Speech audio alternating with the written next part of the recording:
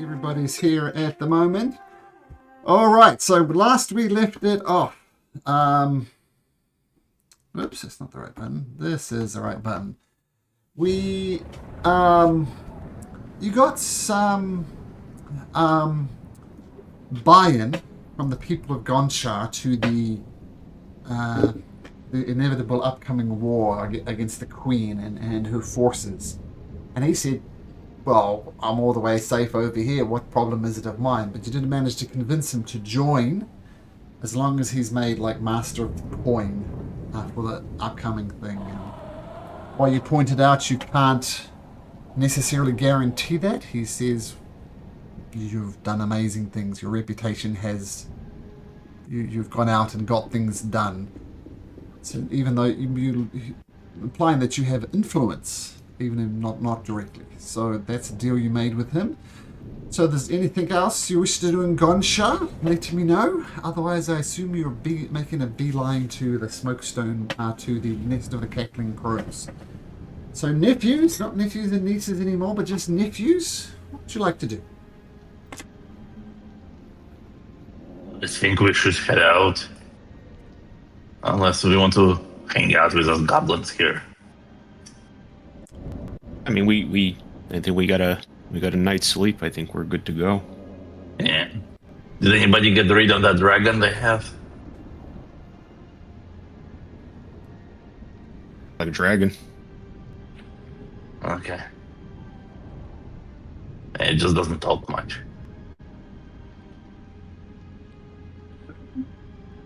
Alright, let's go then. I'm pretty sure the dragon's just an illusion of some kind. I think that's the sense we were getting. But that's what I think as a player, but Pinky doesn't know.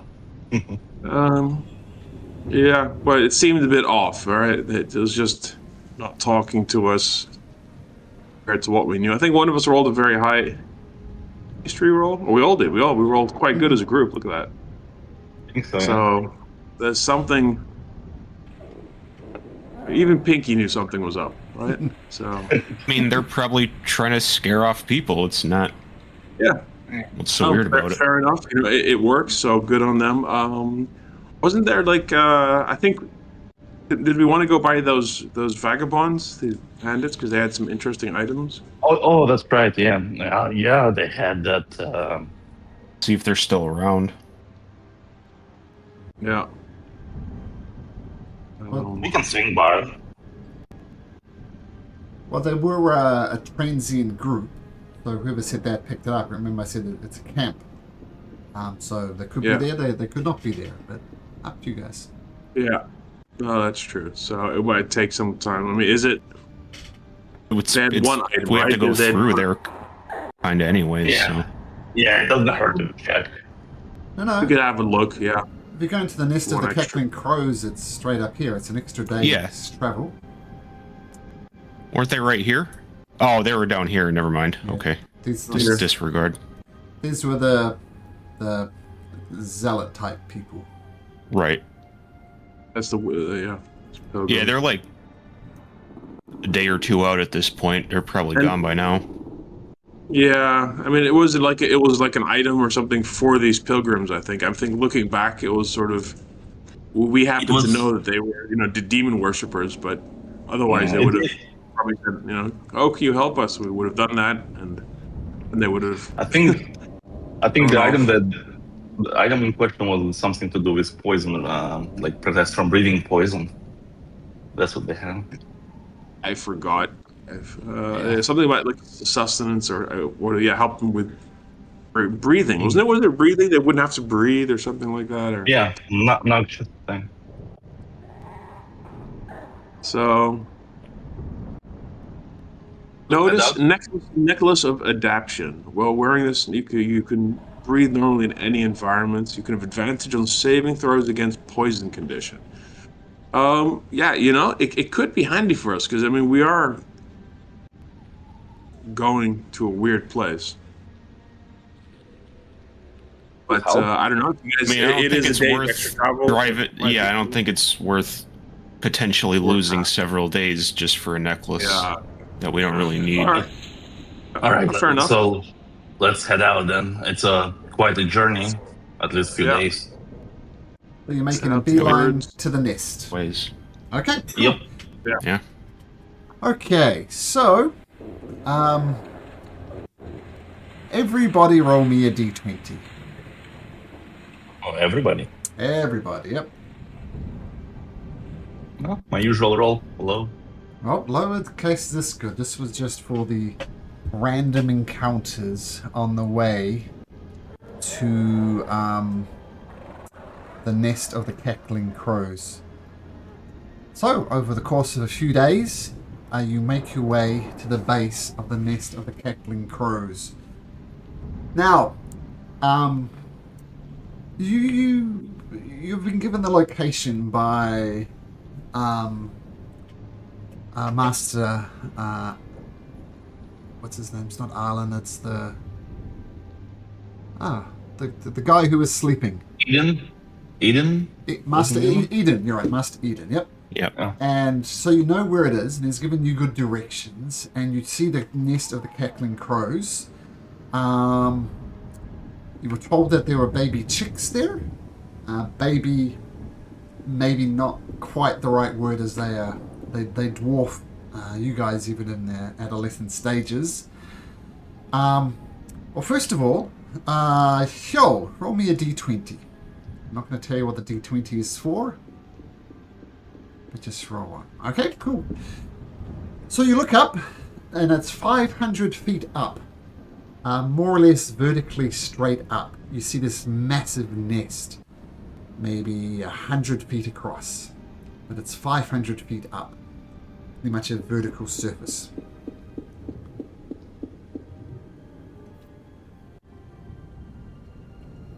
That's quite high. Yeah. Let's see. I mean, Skim can cast fly.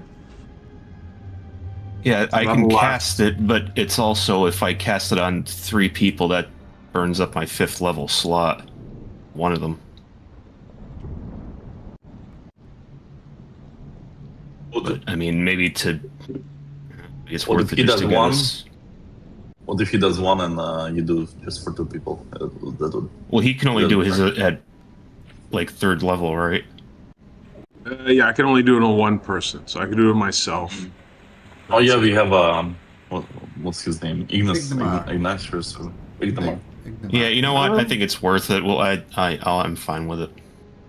Okay, so Hjoll, you're covering Pinky and Ignomar, and Skim, you can't Yes, on but yourself. before I do that, I would like to ritually cast Speak with Animals. That's not concentration. And what's the duration? It's 10 minutes. Okay, so that's plenty of time to get up there. Let me just...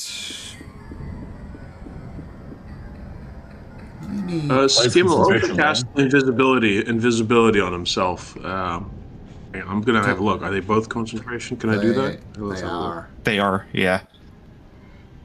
Well, then he will choose fly, because otherwise it won't be very useful.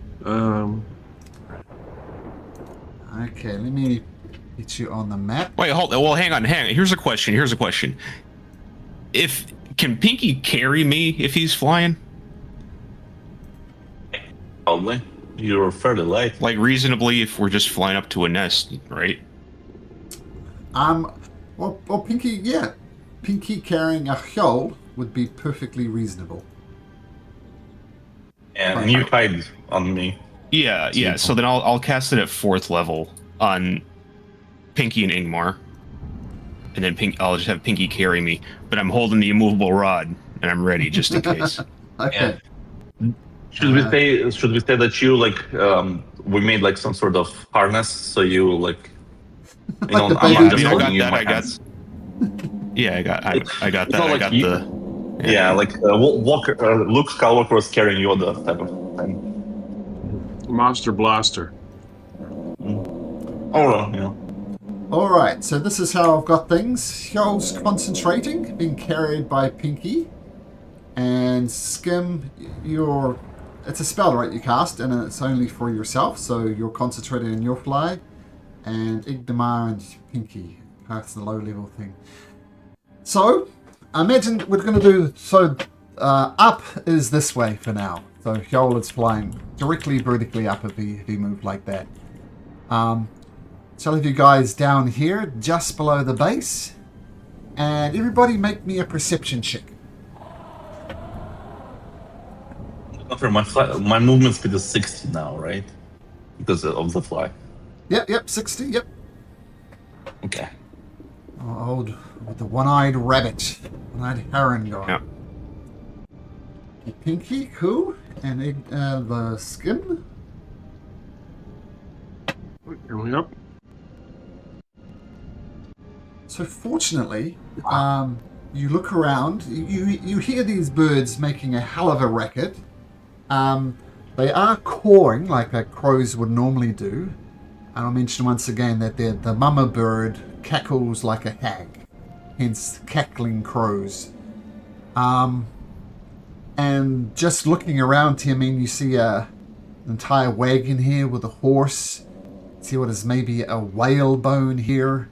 So you know it's like what do you call it, an apex predator.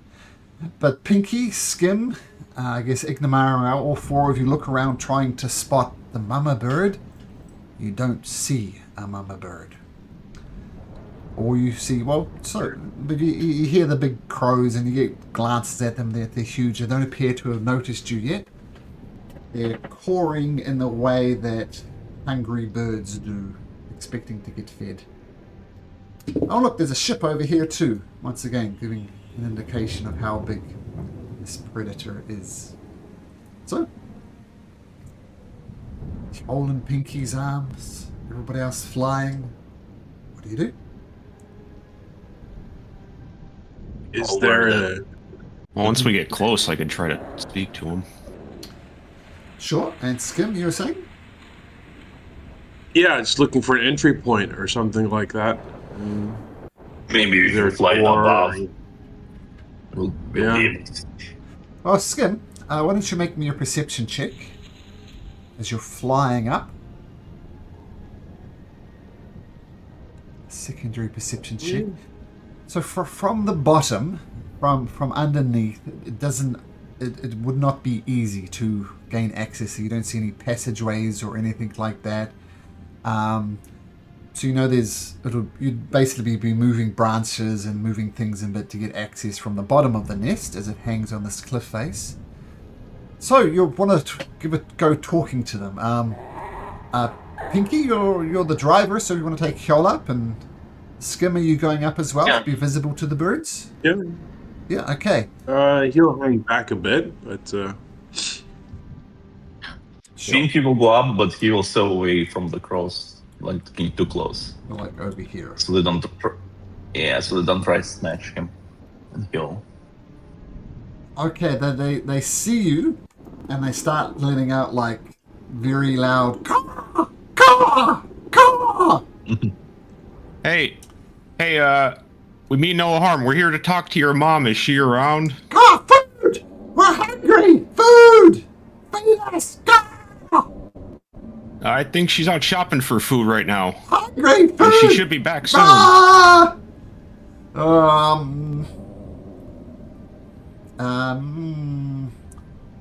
Mike, you can choose animal handling or persuasion, Hjoll. Oh. The +2 or the +13? Let's see. Alright. +2 then, right? Make it more challenging.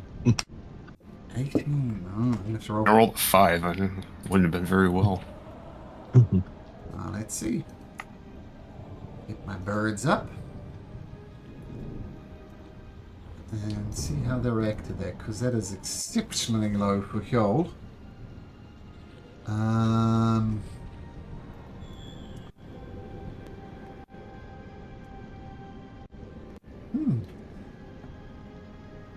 Caw! She always comes back, but caw, we're hungry! Feed us, caw!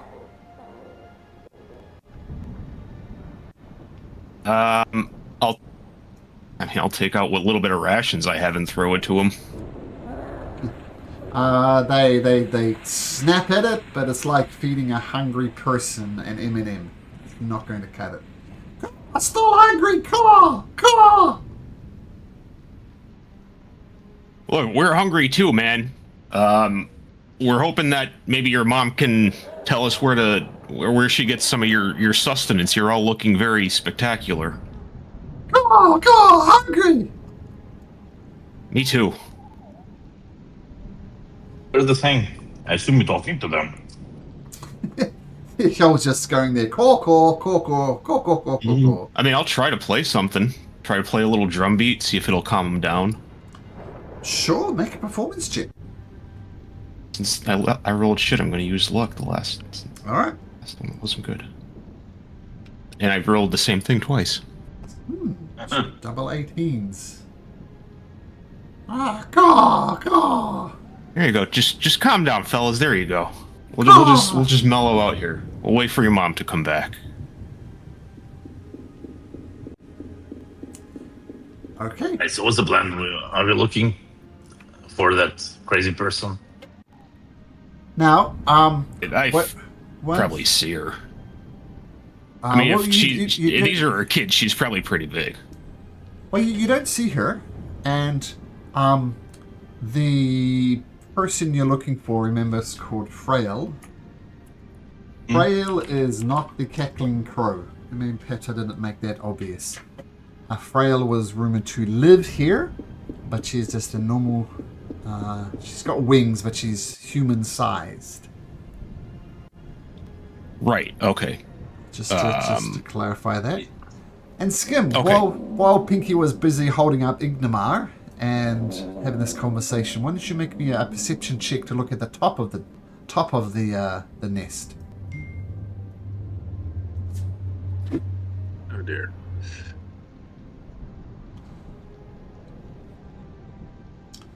Sorry, just a sec. Sorry, just coordinating kids. A 12 will do it. The DC was 10. You see underneath the crows, it's like an indentation in the nest, and you kind of fly around a bit and get a bit of an angle. It appears to be like a whole bunch of bone carcasses, like buried deep into the nest, and you look around and get the angle, and you can see almost a tunnel leading from this indentation. So there seems to be some type of tunnels, caves, rooms, something like that underneath the inside of the nest. But there are 3 hungry, currently mellow crows there. And yeah, I have a spell I can use to get myself past. I can cast gaseous form on myself, which will allow me to fly and turn into a gas. yeah. Are you already flying? And it has a fly speed of 10. But I guess the idea is that birds aren't going to attack gas as they might attack a skin. I'd imagine if it's just a Well, as the prophetess I don't know if Aaliyah says, You can yeah. certainly try. the target resistance. Yeah, but also maybe he could pass through the nest itself in a different area. If it's not, I mean, as long as there's a place for gas to pass through, he could just move through the walls. I imagine it's not completely Are you covered. communicating to us that you found something, or? Yeah, well, he's just suggesting it that might be a way to get past. I mean, there's a good chance they won't even notice it. I mean, I think they're cool now. I calmed them down a bit. Okay. Well, Can you sing them a lullaby, maybe? We're playing them a little something. Yeah. Yeah. If they like fall asleep, alright. we could probably sneak through or fly through. All right. Well, yeah. Yeah. Skane will pass it on. At least that there's an entrance down there below them. All right. We could try that. let's Take a look then. Well, does that just go up through the nest? I think it's you kind of like this. We'd have to go in like this and then down, something like that. Yeah, like you'd be flying into the nest. Oh, Yeah. okay, never mind. Yes. I'm looking at this thing down here and thinking that's like an entrance or something. Oh, no. Yeah, all right, whatever. You'd have to come via the top of the crows and into the nest itself, like you normally would sit in a nest, and then beneath that there's some type of underground system. Yeah. So if Shell was to fly like this and go down like this, he could enter into the tunnels beneath the nest. Well, let's do so. We should be good to get by. I think I got him at least for the time being. All right. Well, So you guys you guys go widen? first. Sure. Quick question: If Skim turns ignition, in a gaseous form, can we still see him, or You see the gas. It's a misty cloud. It's like It's a a misty mist, yeah. cloud. So you would be able to see him. Okay, so I'll fly a little bit above, just watching where you're going. Well, so Skim, I can follow that. are you still becoming a gas? No. I mean, if they're calm enough, if he's no, then he's not going to cast the spell. He's good. Okay. In reserve. So I'll take it that you guys fly around. You're within snapping distance of the bird. They could eat you if they wanted to. And there's a chance that they might. I'm going to leave it to luck, though. I think Hjold made a good song, did an okay perception check. So I'm going to say on a D, we're going to have someone roll a D6, and on a 6, their stomachs get the better of them, and they're going to try and eat you. So let's have Skim roll me a D6, and don't roll a 6. All right. Here we go. Gonna make a few picks, as I imagine. Hjold, what are you playing? You're playing drums?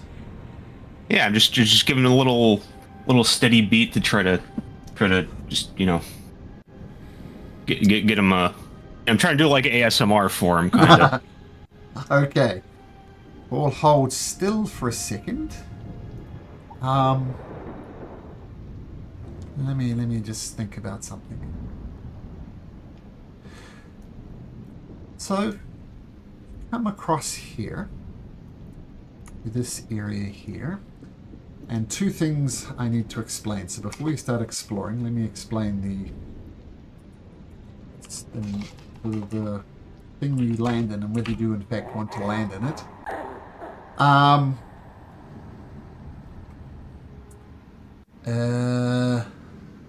Oops. So, the cavern smells of decayed flesh and pungent musty and the acrid odor of bird droppings that cover the floor. The entire chamber is littered with the carcasses of animals and other creatures. So just a bunch of rotting meat and half-eaten corpses. Now I'm going to assume that you... Well, tell me what you want to do. It's disgusting. You're flying. Though, the second thing I want to say is one of you don't have a choice. Because Skim, for some reason, your concentration fades, your wings fail, and you land down in the filth. So, why did that happen? But you take 4 points of bludgeoning damage as you land. And can you make me a Constitution saving throw, please, as you land in the filth? Oh, great. I see him land in that. I click the immovable rod in place. Okay. Just steady myself. I am going to use a luck point on that because I don't like filth. So Constitution saving throw. Here we go. Is concentration? Is it a concentration check, or something else? No, your concentration's gone. It's to whether you land in the filth. Okay. And you said luck, so one more race, one more roll. Yeah. A second. Oh no, I'm in the filth. I think, It's just disgusting. And you get the poison condition. And worse yet, you currently just physically retching and vomiting. And feel free to continue retching and vomiting, or if you like, you can move out of the filth. Guys, let's- I shall elect to move out of the filth. So here we yeah, get you out of it. Yep. And what you see as you land down there, you see some type of storage things over here. Some a lot of junk. You might have to have a closer look to see what it is. Down at the bottom there is some books. But you're not really springing into action as you're vomiting. Signamar, Pinky, Hjol, you see him land and vomit, and for some reason his flying stopped. So there's books down in that stuff, the grossness. No, down here, down to the south. Oh, down. Oh, this takes us somewhere else. That's not the nest. This is exposed to the open air. This is now tunnels okay, within I see. the nest. I see. Okay. All right. Then I'll set me down over here. There we go. All right, so I guess Pinky also will fly there Well, and land. Sure. Pinky and Igdamar, as you're flying and avoiding the worst of it. So Hjol, Pinky, and Igdamar make Constitution saving throws, but you can do so at advantage. You didn't quite splash in it in the way that Skim did. Here goes a luck point. Give me a second to bring up Igdamar's sheet.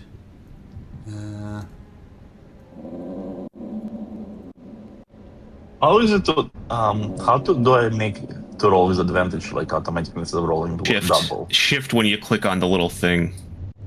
Shift. Yeah, it should pop up like a plus. Yeah, and then Control or okay, got it. Alt does disadvantage. Got it. All right. But my first rolls were proper ones, so 14 for Pinky. So I'm gonna do it for Igdamar. Thanks for giving me the shortcuts. Oh dear. Igdamar turns green and starts vomiting. Flies out of here. Hjol, you're fine, but Pinky, you started vomiting as well. Pinky too? Oh. 14's not good enough. We're level 10 now. We're in the big leagues.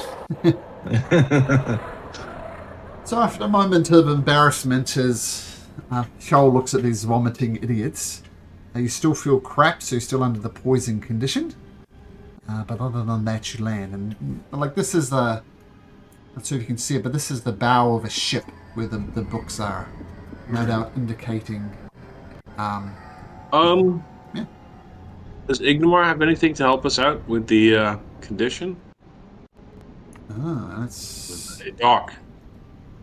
Need some help, Doc. I think lesser restoration would be the one to do it. Yeah.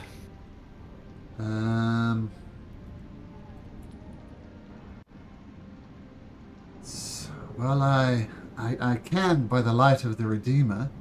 It'll cost me 3 second level slots. What do you think, friends? Is it worth expending such resources? We really don't know what's ahead. And if that mama bird comes back, we might have quite the battle on our hands. So I'll ask you individually. Skim, would you like me to spend a spell slot to end this condition on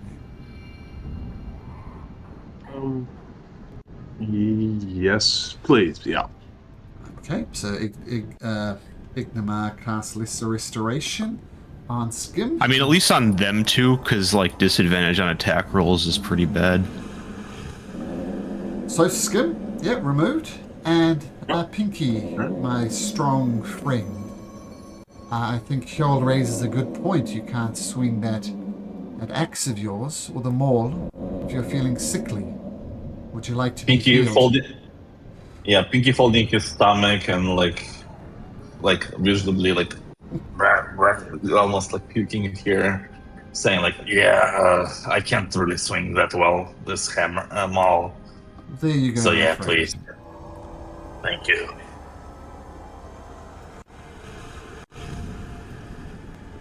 Well, I guess I should do so to myself as well.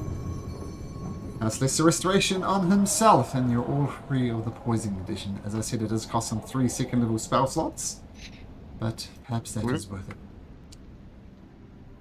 Oh yeah. Akil, are you maintaining the flight for us? Keep it up as long as it's 10 minutes.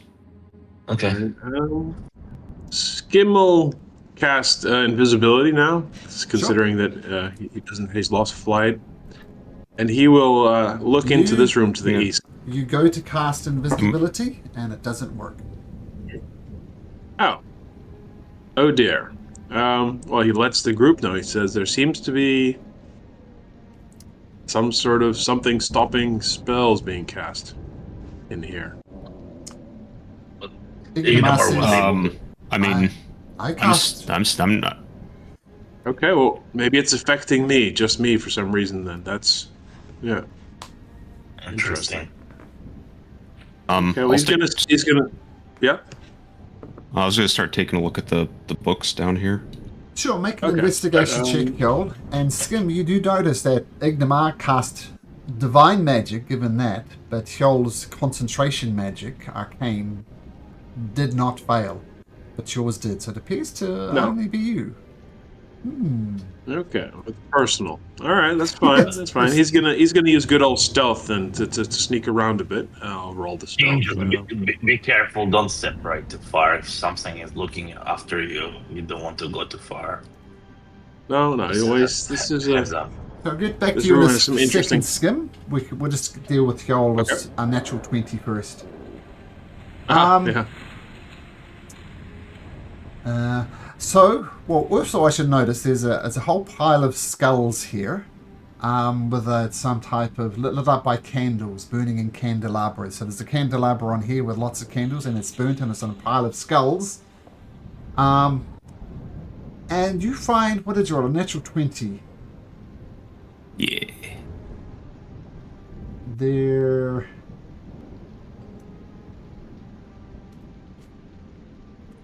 3 books that you find of interest.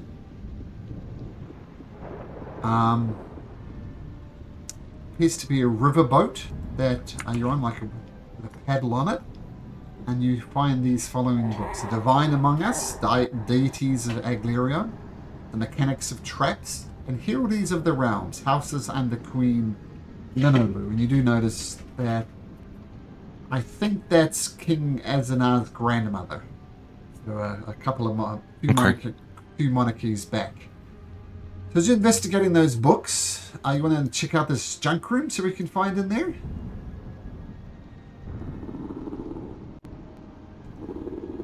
That would be you, Skim? Me or someone else? Yeah. Oh, okay. Yeah. You'll have a little look-see. I think I'll stand here in the middle, just yell if you need help or anything. Yeah. Would you like a perception or an investigation? I want a dexterity saving throw. That's. I'll use luck point before I. Okay, thank God. Missed the roll. Oh, okay. nice. Yeah. That's a good roll. So. Oh, okay. Well, it wasn't needed, but. I hope. This could have been very bad, because there's a trap being laid there, and there's a weak point in the nest. And as you stand on it, the floor beneath you collapses, and you get a good view 500 feet directly down. Why don't you explain how you don't fall down the trap? You're going to make it, so why don't you describe for me, Skim, how you don't fall to 500 feet? Yeah, well, I'll say, Skim's part air genie, a djinn. So every now and then, he has that moment, like in the cartoons, where the floor drops, but then they don't fall just quite yet, and he manages to sort of just take another step, because he's literally light-footed Nice. at times, because of that elemental nature. Cool. It's almost like you only fall So if he you looks know you're down, falling. and then sort of face goes white, and he just takes another step, and then he's safe again. Okay. All right, now you can make me that investigation check. Okay. He's not very good at investigation. wrong character for it. No, he's a bit scared. So, he's a bit freaked out.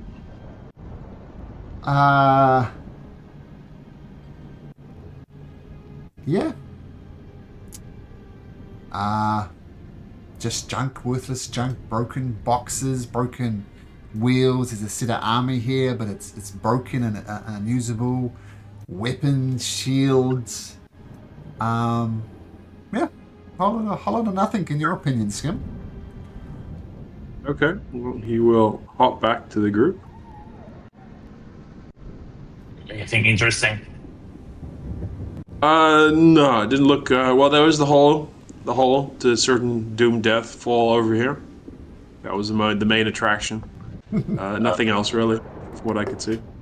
Oh, just one empty room, nothing there. A bunch of only stuff. 2 rooms. Let's see. Oh, there's a door here. Yeah. Yep. Where? There's a door.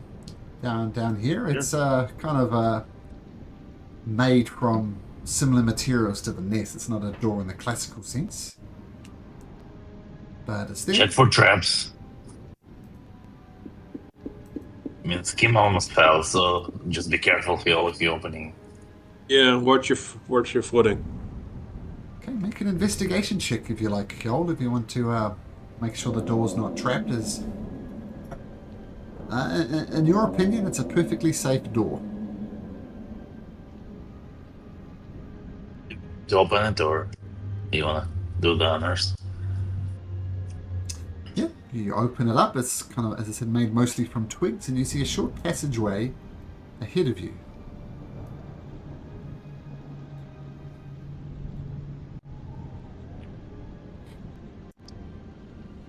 Hey, you want me to go? I know you're talking, Kjol, but we can't hear you. Maybe your mic is physically... Oh, I'm sorry. Yeah, I was muted that like whole time. Sorry. Yeah. Oh, okay, yeah. Yeah, sorry. I was like, I'm gonna get on your back if you don't mind. You can fly, right? Yeah, I still can. Yeah. Remember that happened to once me as a player. I accidentally physically muted my microphone, and I was getting so pissy. Why is everybody ignoring me? I do it all the time. I do it all the time. It happens. Why are people ignoring me? Come on. So I know how that. I always feels. worry when I. Yeah, I always worry that when I'm eating, you guys gonna hear. I know that AI thing blocks it, but I don't trust. I feel like sometimes you hear me eating. Oops. So yeah, Okay. the Pinky goes. He all follows on my back. So it looks like another door. I try to listen if there's anything coming from the behind the door. Sure, make a perception check. Perception. 12. What do you expect me to do? Everything. Maybe if I just click on this, maybe that'll write. That's no good. Maybe I'll write my thoughts down. That always helps to clarify. Yes, let me write my thoughts down. And, look, I'm sorry about what happened to you. I really am, but you shouldn't have come into my home. I'm sorry. But it's... Okay. Remember what they said. Write your thoughts down. Get everything clarified. Get everything sorted. Small, logical steps. That's it. All right, let me write it down. That's what you hear. Yeah. I don't know if Hill heard it. I'm like, I turned my head. I'm like, Hill, I think there's somebody. I don't know. They're writing something. I think there's more than one person. Like talking to somebody. Did it sound like a creepy woman with wings, maybe? I don't know with wings, but it sounded like a weird, like a creepy woman, maybe an old lady or something. So, do you want me to open the door and just barge in, or what's the plan? Yeah, I mean, open the door, and I guess we walk in and introduce ourselves. We're trying to get information from this lady. All right. So, It's Pinky, locked. open. Oh, it's locked. Look! Go away! Go away! You're not welcome here! A locked door means no. Go away! Are you frail? Are you frail? Are you on board right now? You definitely need to get out now! Leave this place, or I'm going to call the crow, and the crow is going to eat you. We have an agreement. Just give me 5 seconds. We spoke to Master Eden. He told us to find you. Oh, he's never trusted me, that Master Eden. Are you Statins coming to kill me? No, he does trust you, though, because he sent us to you. We need your help. People have used me my whole life, and you're just here. You want something from me, but you're not prepared to give me anything. I am not your slave. What do you need? Maybe there's something we can help you with, and we're not here to take and not give anything in return.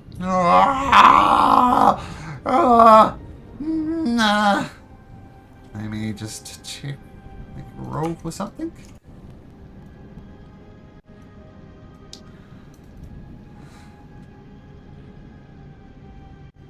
Well, first of all, make a persuasion check. And you're hanging back there, Skim, or you're part of the conga line? Lucky. Sure. Okay, got it. He'll be back a Same little thing bit. both times. What? Oh wow, doubles. He'll roll this thing. That's crazy.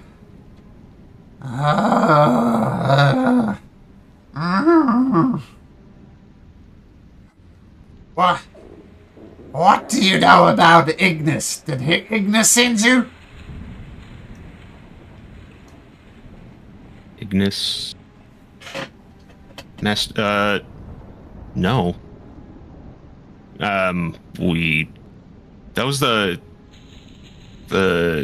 guy that Skim got the sword from, right? Or is that my thing? Is something? Or that was Arlen. Mm-hmm. Shit. Ignis? Did we meet an Ignis? Not that you know of. I don't remember. Yeah, I don't think. No, I don't know. We haven't met someone named Ignis.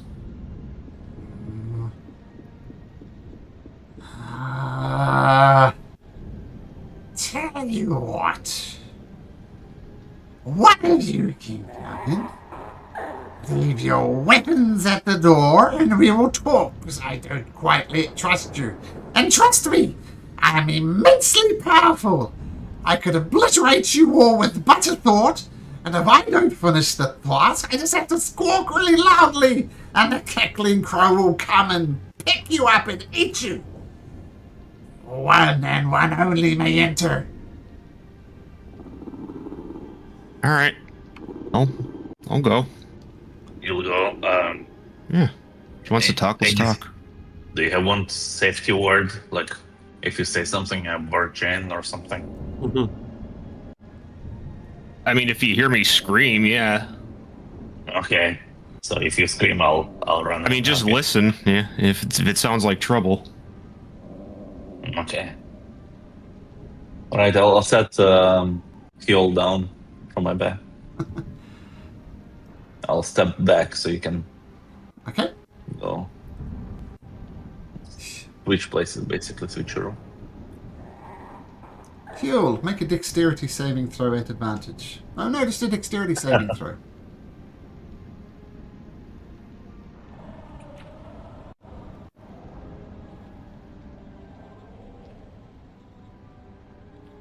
Oh, I'm looking at it. It's so many 25s. I thought. I know, that's 3 in a row. Yeah, it's crazy. Let me just That is crazy. move you aside for a sec. Put you into the wall there because there's another trap there. Yeah. The floor collapses beneath you as I am still holding onto the rod just for posterity. Maybe that works out for the 25. Okay, you can come in. And you hear her unlocking the door. Watch out for the... Oh, sorry. Oh, lucky you dodged it. Sorry about that. And you see this bird-like creature that looks like that. And yes, she does have her crossbow ready to shoot. She says, this crossbow was gifted to me by the gods. A crossbow of life stealing. And you make one false move, you end up like this guy. And you see, if you enter the room, Kjol, which you're free to do, you'll see a guy peppered with crossbow bolts, very obviously dead. And she kind of backs up. Close the door behind you. What is it that you want? Well, like I said, Master Eden said we'd sent us to find you. We're looking for a tree with eyes in it. Supposedly this, yeah. It's supposedly, what was the name of the tree? I know, you'll Hag know the tree. name. I forgot the name. The hag tree. Yes, we're looking for the hag tree. Master Eden sent you. I once. Let me make just a quick mental check. Yes, I took him there many, many years ago. About 16 years ago. Who was there? There was Master Eden, yes. There was Father Lester, yes. There was Alan the Constructor, yes. There was Lord Simonda, yes, and the King and the Prince. I think the Prince and Father Lester never came back to... That's not my fault! Are you here for revenge, you son of a bitch? You're here for a revenge mission, aren't you? Say your prayers, because if you have a god, that would be the time to pray. No? What, me? Yeah. She's got a crossbow accusing you of seeking revenge for the deaths of Prince Prisoner and Father Lester. You're coming here for revenge, aren't you? I put my hands up. I'm not here for revenge. Like I said, we're just here to find the tree. Make another persuasion check, Kjol. Lucky. Same thing. Almost. It was a 3 and a 2. Lucky or very persuasive. She lets the crossbow fire bolt fly, and it thumps into this little sandbag behind you. Look, do you mind if I take a seat against the wall over here? Maybe that'll make you more comfortable. You're not here for revenge? You did nothing to me. No, but they're like assassins. People hire people to kill people. No. Alright. Well, okay, I can't take you to the tree, but I can take you to the path to the tree. Here, follow me. And she comes out, and she flies through this trapdoor and Guys, we're starts coming flying out. away. It's cool. Well, let's follow her. She's going to take us to the tree, or the path that takes us to the tree. I jump on my back. I'll pick you up. If I need to recast fly in that time, I will. By the way. We'll I get you think down safely. I mean, sure, but you can get down safely, I'll say. Okay. Ignamar says, Skim, we have a bit of a problem. Pinky and Hjol and Freyal leave, and Ignamar says, what happened? You were flying before and you just stopped. What's going on? He's going to try and cast a cantrip just to see Nope. if it's possible. Okay, I have no idea what's going on.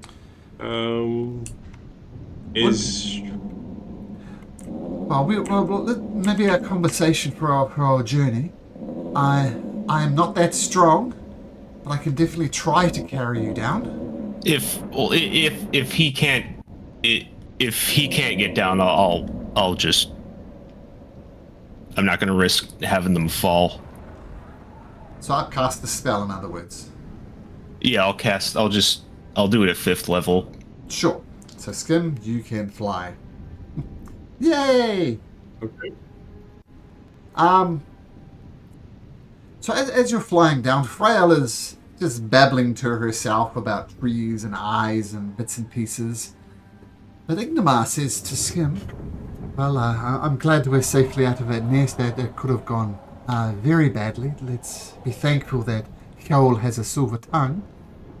But Skim, I'm more interested about your power. Where do you have do you just know how to cast it naturally? Did you study it, or is it some otherworldly patron that's given it to you? You could say I have a patron. Can you communicate with that patron? Find out what's going on? No, it's too far. The distance is too far, and he's too uninterested at the moment, honestly. So I cannot communicate with him. Well, apparently he must be very uninterested if he's not granting you powers.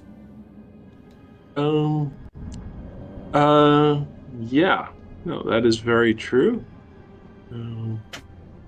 Yeah, I have no idea, and it happened just as we came across this bird, so not sure what's going on. Not sure what's going on, but I'll stand by your side at the very least. I know you rely a lot on your magic, your attacks, and so on. But maybe we can work through this. But for now, let's fly and try and keep up with this easy lady. Yeah. Okay, so there's the whole map. Always like showing the whole map because it's cool. They do a good job of the maps. But Frail is just tearing off around Eglerion. She is making a beeline and she's flying the whole way. And she just continues flying. And eventually your fly spells will fade, even if you cast it several times a day. Because she is an innate fly speed. She can maybe fly for an hour a day. And she says, yes, I think it's going to go a little bit further this way. I'm going to guess it's about 3 days travel. And just Hey, hold on. We fall behind. Yeah, I don't think we can keep up that far. just a little bit further. Maybe if you run and try and catch up with me. Just a little bit further. Is it near anything we would recognize? Near any kind of landmark that we would know of? Let's buy some trees. That doesn't help. We won't be able to run through trees as fast as you're flying. Just can you move a bit slower, or maybe walk with us on the ground. On the land. Okay, I don't like it, but sure, we'll travel like peasants, not like birds of the sky. Fine. She starts wandering this way with you, complaining the whole time. We appreciate you accommodating us. You're very hospitable. Sure, show me your appreciation. Pinky, I think he has some alcohol left. I'm just checking inventory. We can share this, and Perfect, you can't drink gold, that's what I say. And she takes an unfair proportion of your... What did you give her, Pinky? I'm trying to find, I had a bottle. I think it was either whiskey or wine or something. You got very fine wine. Whiskey. It's a whiskey. No, it was whiskey. Sanasocian whiskey or something. Yeah, which I think you got from the king's bedroom when you exited the Tunnel of Love. He had some very fine whiskey. And she takes an unfair... when you're passing around alcohol, you take a gulp, she just gobbles it, and she becomes even more coherent. She hands the bottle back. Oh, you can drink. I like it. She bogarted that joint. I'm sorry, what did you say, Phil? She bogarted the joint. You want to join, you say? I don't care. No, I was just making a joke. Oh, sorry. Alright, sorry, I interrupted. As you continue traveling,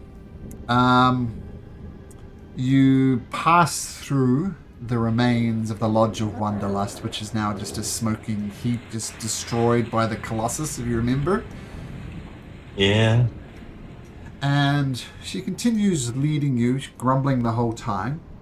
And she says, okay, just to be clear, I don't know where the hag tree is, but I know where the path that leads to the hag tree is. That'll be perfect. Wherever you can show us the path is fine. And she takes you to... Let me explain this.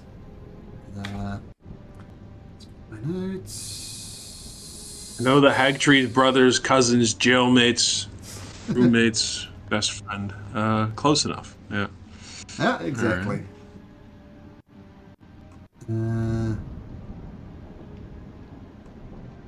Oh, and while we're there, and Skim has some innate abilities for his race. Let's say he has a cantrip from that, which isn't from his benefactor.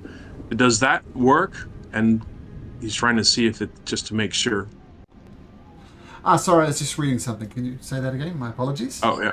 Well, he has some spells innate to his race, like Shocking Grasp, which is a cantrip.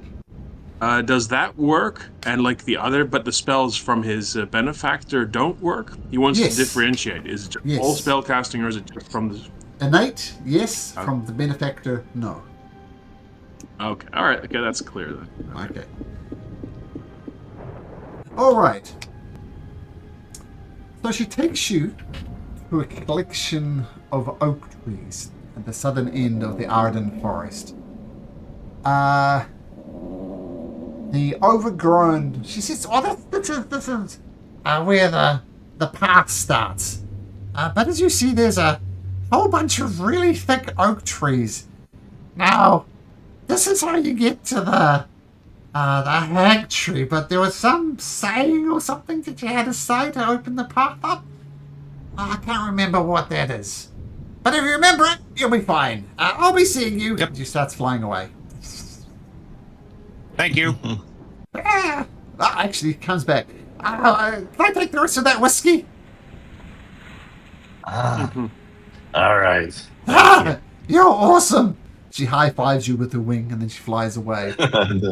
And you look and she starts flying around in circles in the same way that drunk people tend to walk in circles. She starts flying haphazardly in a circle. So you could just be set of like, I probably should have just offered the wine instead of whiskey. Oh well. Yeah, probably. So what do you do? So Looking for it's all thick and. Is it like hard to walk through or just hard to like navigate? Impossible to walk through. Oh. Okay. So let's see. Hold on.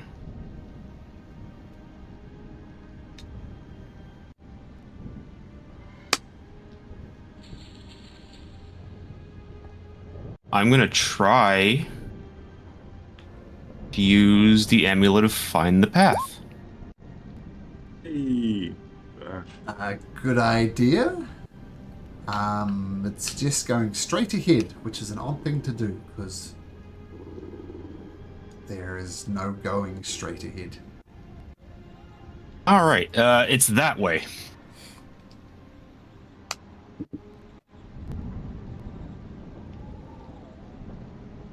It's been several days, right? We would have had rest. Oh, yep. Consider yourself long rested.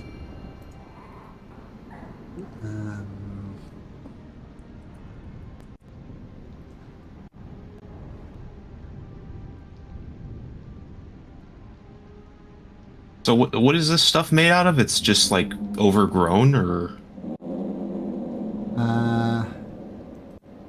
Yes, very overgrown. But it looks unusual because the oak trees are so packed together. It's almost one gigantic oak tree, and there's no going forth.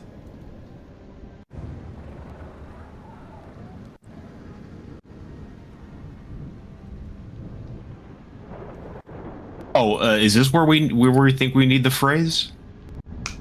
I think, I don't know, maybe. Or should we say the phrase by the tree, maybe? I mean, let's see. I start flipping through my little pages. Is there no? Well, nope. Those are suggestive drawings. I don't want that. Oh, here it is. The skin of the trees, word with the ape, nurture the bridge, and meet the stag at the gate. Oof. The oak trees shuffle aside. And I'm so good. Well done for Wow, reading that. This is your words make trees moves. Right? Pink okay. is impressed with bardic abilities. And it forms like a tunnel of sorts, a tunnel like you might find in some flash garden. Like you can't see the sky, but there's a very clear tunnel through the trees that leads straight ahead. All right, there we go, guys. Let's try in the tree. Um, All right, let's go. so you push ahead. The glade you entered is covered in thick grass, trim bushes, and as I said, there's a canopy overhead. And one of the topiaries, well, several of them resemble humanoid figures. Like there's an elf there, there's a dwarf there, there's a human there, there's a goblin there. Those ones are kind of overgrown in the same way that a gardener wouldn't attend to a hedge. It gets overgrown, so some of them are barely discernible. But there's one there, which almost looks like the art here on the token. If you look closely at this, you see there is a discernible form of a cloaked figure hugging a large tiger standing on its hind feet. And the narrow path leads through the gate. And can everybody please make me a Constitution saving throw? Including Ignamar. Oh, not 20. Use luck.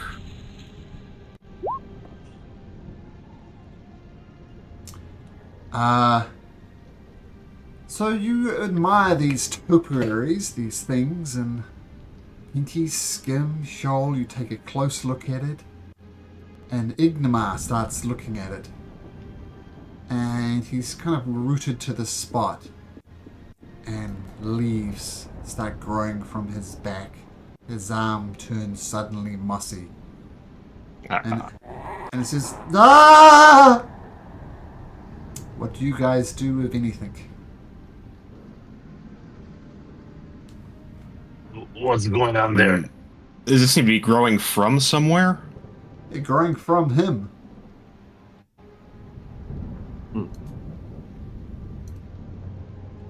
And if he walks back, does it go away? He walks back and his maybe feet are we should- rooted to the spot. Oh, okay. Pinky will try to pick him up from the ground. Okay, you pick him up from the ground. There's some leaves that are growing from his leg, push into the soil beneath him.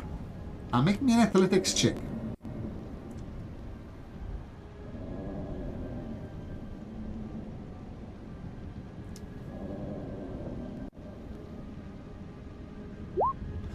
Oh, you give him a pull yank. Well, let's see if it works. It's gonna make another concert. I'm gonna get. Can I give Ingmar a bardic as well? Sure. How do you give him a bardic? Explain how that works. I'm just yelling. Get out of there! Just don't. You're getting stuck. Ah! That's not the tree. So he's going to make a con saving throw at advantage with the help given from Pinky and with a bardic from Hill. And the bardic is a D8. Yeah. Ooh. Or wait, did it go Nice. up? Hold on. Wait. When does it go up? Birds? Oh, shit! It's a D10 now. Let's go. Yeah, Well, then let's roll it. If it's high. higher than an 8, we'll take the 8. So it's an 8. D10s, oh, that's good to know. Okay, so, Pinky, grab him. Ignamar, you...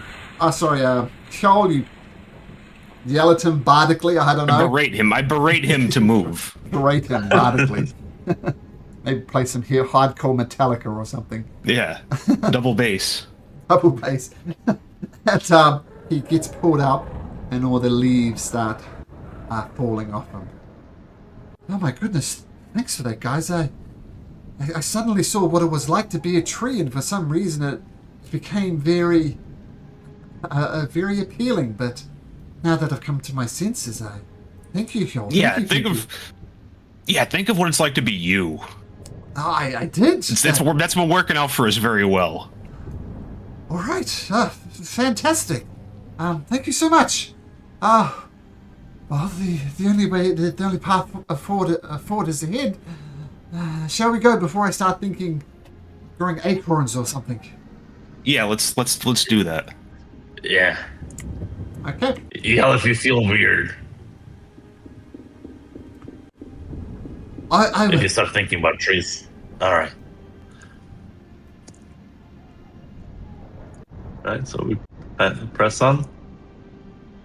Okay, you press on.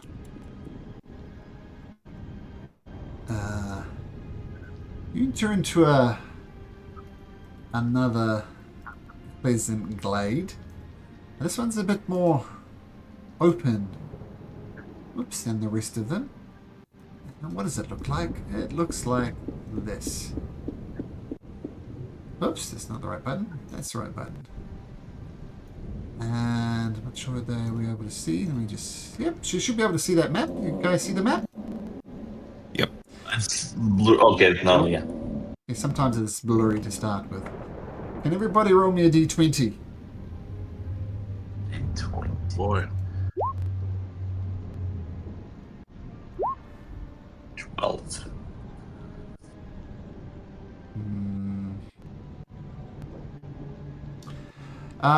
Let's see. Oh, no, I'll roll one for Ignomar.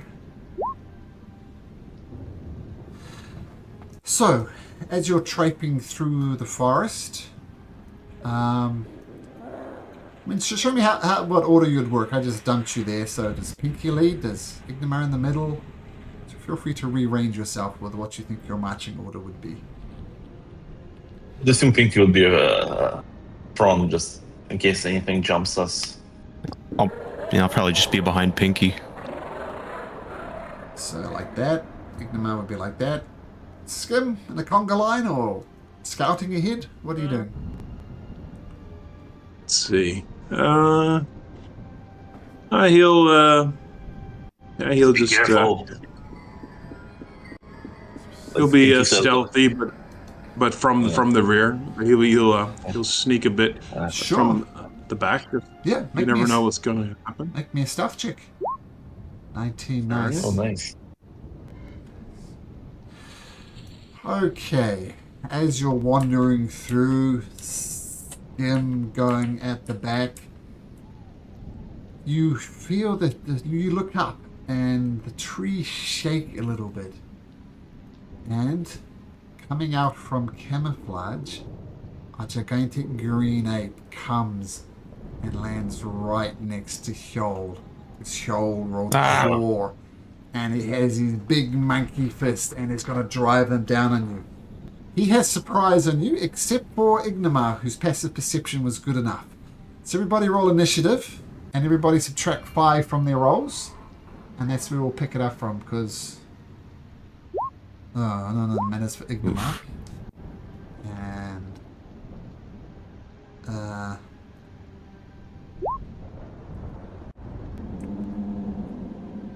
18.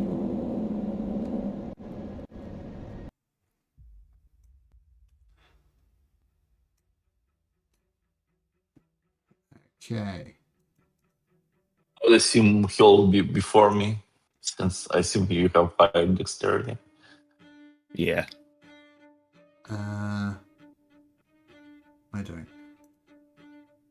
Okay, well, technically, it's rules as written. You can decide. Does Hiel want to go first, or does Pinky want to go first? It's your decision, technically. I would like to. Yeah, go. Okay, we'll leave it as it is. So he comes down with his massive fist and drives them both into Hiel, and he starts speaking. It's a language. Don't think any of you understand the language, I'm pretty sure. But regardless, he drives his 2 massive fists into you, Hjol. Let's see if they hit. He rolls a 24 and a 18. 24 will hit. I'll try to cutting words the 18. Okay.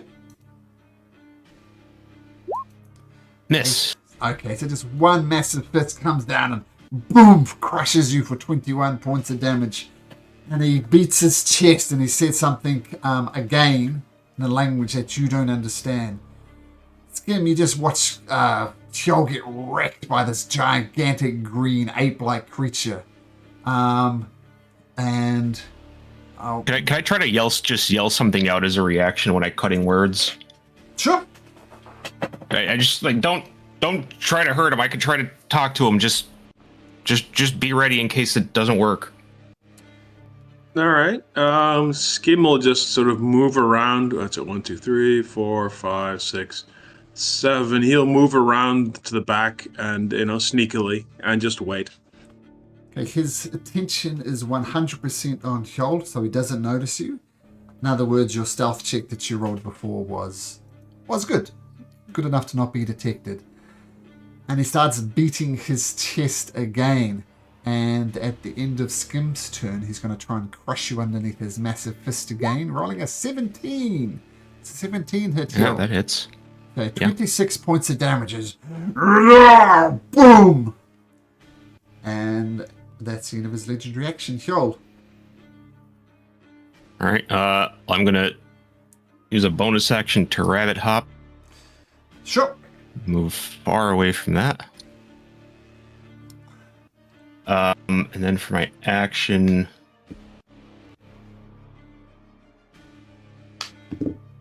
you said he was speaking? Yes, but in a language you do not understand.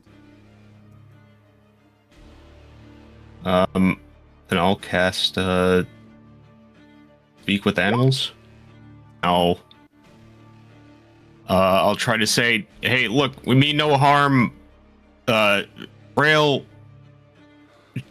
kind of put us on the direction here. Master Eden told us to find some hag tree. We're just trying to pass through. If you could let us go, that would be awesome.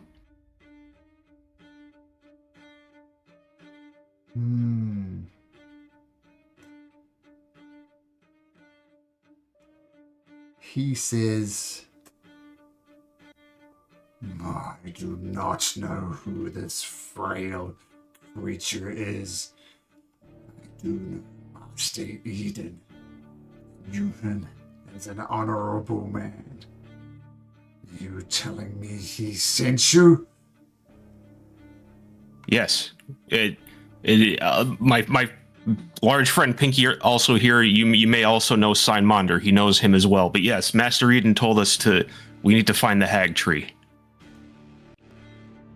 He's been kind of away, but he's returned since. The massive ape turns its attention to Pinky. You know. Do I understand him? Nod your head yes. Just nod your head yes. Pinky, he nods. He can't understand you, by the way. Only me.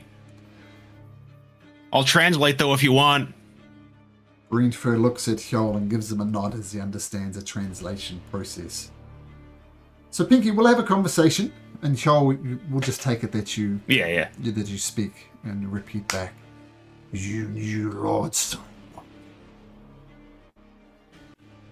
Yes, very well, for many years. Tell me something that only a friend of Lord Steinmunder would know.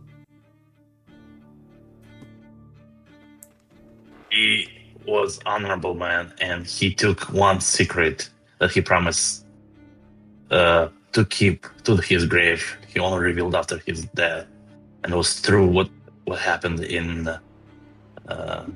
what's it called in Feywilds. What happened with the king and prince?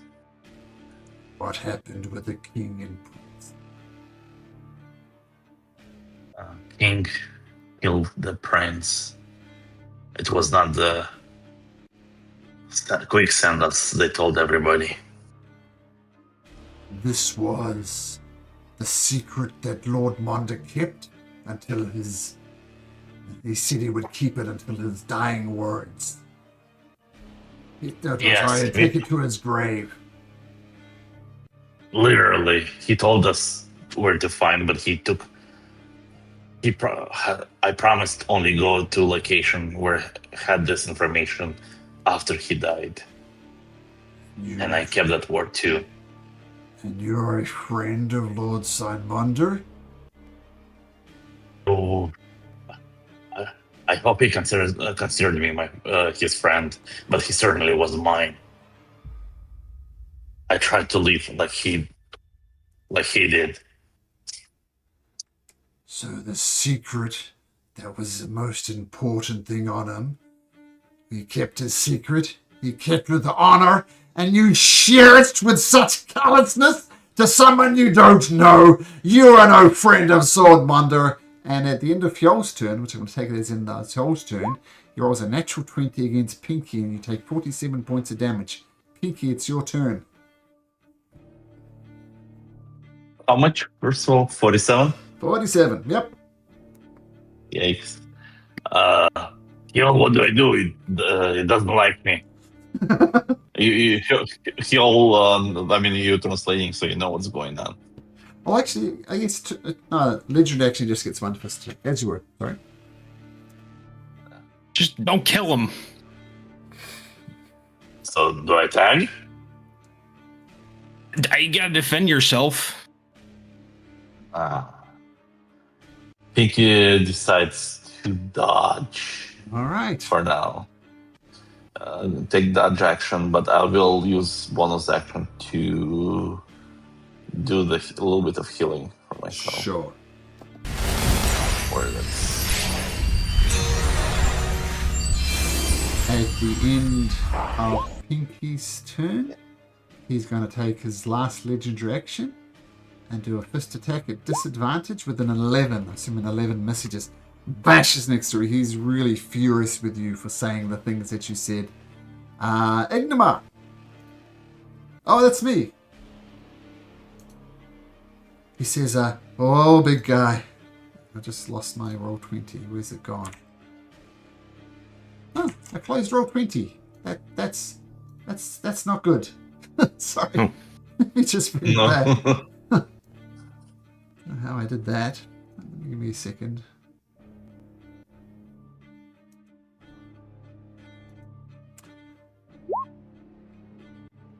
Okay. So the green ape is going to use his legendary action to try and punch Pinky, but it's going to be a disadvantage. Oh, did I already roll this? Can't remember. Yeah, he's already tried to hit me and miss. Okay, Yeah. I know, it's Ignomar's turn, that's right. Ignomar's going to say, okay, whoa, big guy. Whoa. We are friends here. And he reaches out and is going to heal. Lay on hands to Pinky. And we'll say Cure Wounds is second level. There we go. 21 points of healing. And we swing back to the green ape. He says, you are no friend.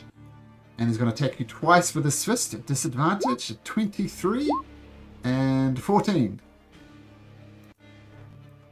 Me or Ignore? No, you, Pinky. You annoyed him. Me?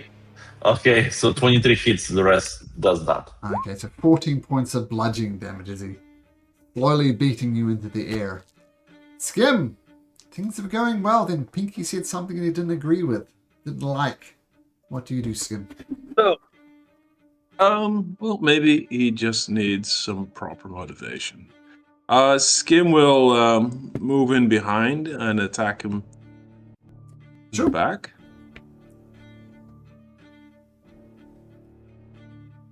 I'll use a luck point. Mm-hmm. Oh, thank God. All right. That one definitely misses. Oh, That one hits. it's only a 16. 16 hits. Oh, it still hits. All right. Yeah. Okay, good. So that is 24 damage, assuming thunder and fire affects him normally. That all affects him normally, yep. And, all right, and then Skane will move back behind the tree and hide. With Okay. bonus action. That's a 19 again. Okay, cool. At the end of Skim's turn, he's going to take another fist attack at Pinky, rolling a 26 at disadvantage for 26 points of damage. Boom. He doesn't like me. Yo, can you turn the situation around? I'm sure gonna try to. I'm gonna first pop a nice little healing word on myself.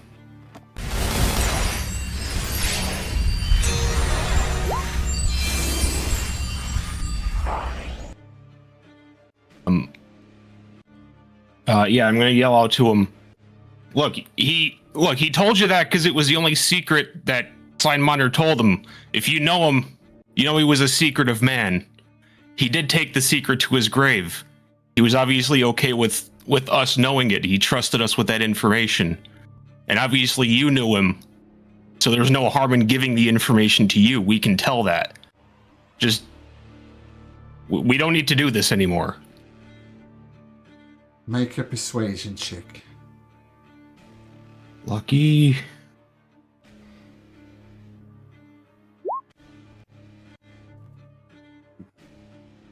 Raise some good points, little one. I will stop this assault under one condition. I get to punch him one more time in the face. Pinky, you gotta take one more punch and then we're good. Okay. I'll heal you afterwards. It'll be worth it. I'm sorry, but I'll take one for the team. Put that maul down. It's asking you to no longer take the dodge action. All right, Pinky does it. So Pinky's not dodging, weapon is sheath.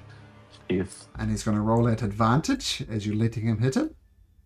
Oh, of course he did.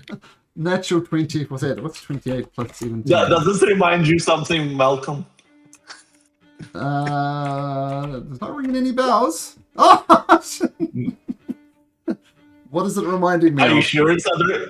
Are you sure it's not ringing any bells? No? Remember my other campaign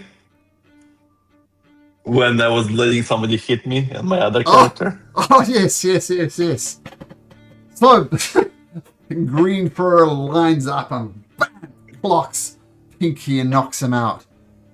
I'm going to say it was a non-lethal. No, he's mad. He doesn't know his own strength. Pinky, make me a death saving throw. Yeah. Is it GR, right? Or DR? Slash GR, as in Game Master roll. Yeah. Do I have advantage on this? No, I don't think I do. Okay. Right. Well, regardless, Ignamar brings you back. Alright. And with that,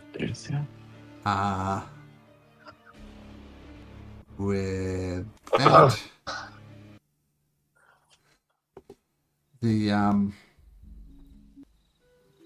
green fur kind of shakes his hand a bit and says, "All right."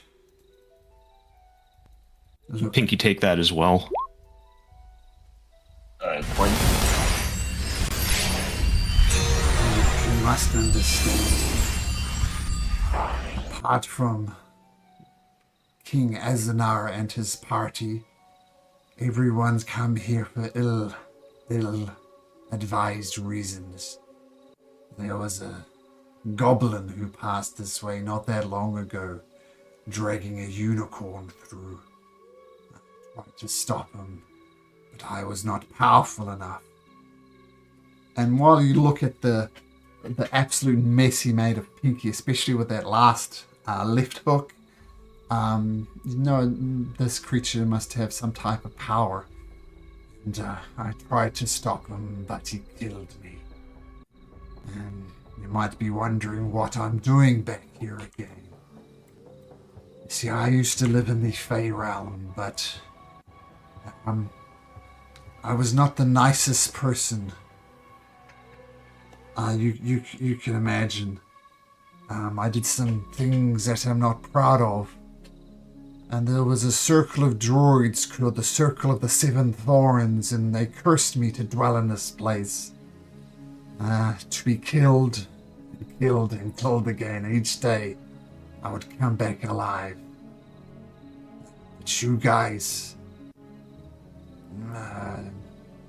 apart from that asshole who thinks he's hiding behind a tree, came to your senses. Gimme, you can come out. No, I'll stay here, thanks. I'm happy with it. So, my apologies, but people who travel this way onto this is a pathway to the Fey realm if we hadn't worked that out. I try to do my best, but my apologies. And It is what it is. It's, people are... There's a country's in a bad situation. We're trying to make it not so bad. That is good. Here, follow me. He leads you down a path, and eventually the pathway gets narrow, and he says, "This is as far as I can take you. Now, I must warn you that the entrance to the Fey realm is not cheap.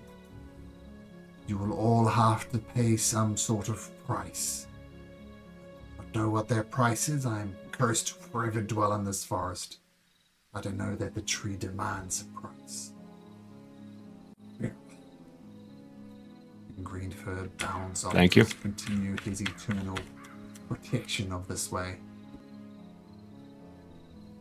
Okay. So you push on. Oh, I've lost my notes since my decided to refresh. Do you want to take a small rest before we go through the tree if we find it? To heal up a bit. Or, Probably wouldn't be a terrible idea. and just in case, I don't know what's going to be on the other side. Yeah. So short rest? Yeah. Yeah. Yeah, you can short rest.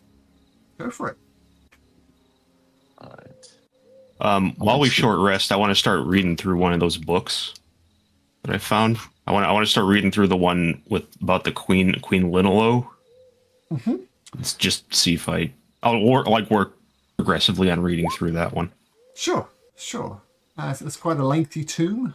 A lot of it is genealogical stuff, but it's interesting. And actually, make an investigation check.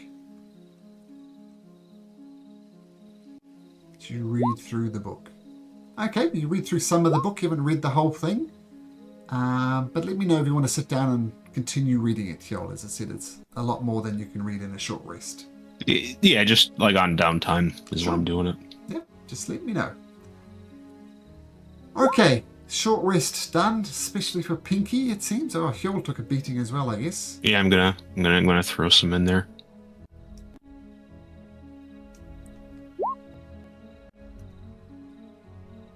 Really roll him low. That's okay.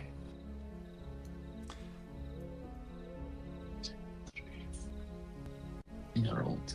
Hey, so you continue your path along the stride of elders after your short rest. Feel free to roll some more hit dice if you need it. But what you come is to a ginormous chasm, a huge rip through the earth. Once again, there's still completely enclosed, will not be viewable from above. And the chasm extends left and right as you look at it, and it's just filled with spikes and vines and all sorts of nastiness. And as you follow the narrow dirt path that Greenfur couldn't travel down, the chasm is gigantic. Both sides are lost in thick vegetation, and you see just a few thin strands of tangled vines that connect both ends of this cavern. So impassable spikes left and right of you, a 200 feet deep cavern below you, and thin tangled vines connect its ends. What do you do? We have to get across it, right? Mm-hmm. Well, I have an obvious solution here. Mm-hmm. Well, flying, you mean? Yeah. Yeah. Are you still tapped, or what's your deal? I don't know. I think he's either playing a prank or he's cut off or something's happened. But I cannot cast fly, at least, or my spells. Mm-hmm. That is correct. All right. I'll cast it on the three of them, and I'll ask Pinky to scoop me up. Sure. So you fly up and you zoom across the cavern, and for some reason you end up back on the side you started. Like Neo running through that train station in the Matrix, he runs down one end of the subway and he comes back to where he started. That didn't work. Some weird magic happened. Shit. Yeah. Okay. Guys, if this is another time loop, I'm going to lose my goddamn mind. Wasn't a time loop. Wasn't a time loop. I think we got to... Do we notice anything weird about it? Like, is there anything, like, off or magical, or... I mean, obviously there's something going on, but... Yeah. Look at these. Yeah. I don't know. Yeah. It's definitely weird, because obviously you'd expect just to fly over it easily, but for some reason you end up back where you started.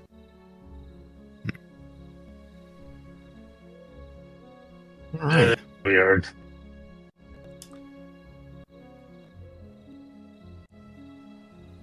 And there's nothing, like, in the, like, nearby vicinity around us that seems out of place or significant? Nope. It's not a chasm filled with spikes.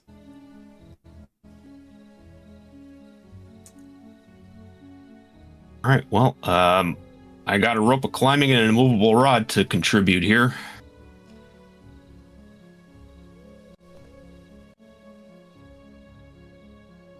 Yeah, we can do it the old-fashioned way.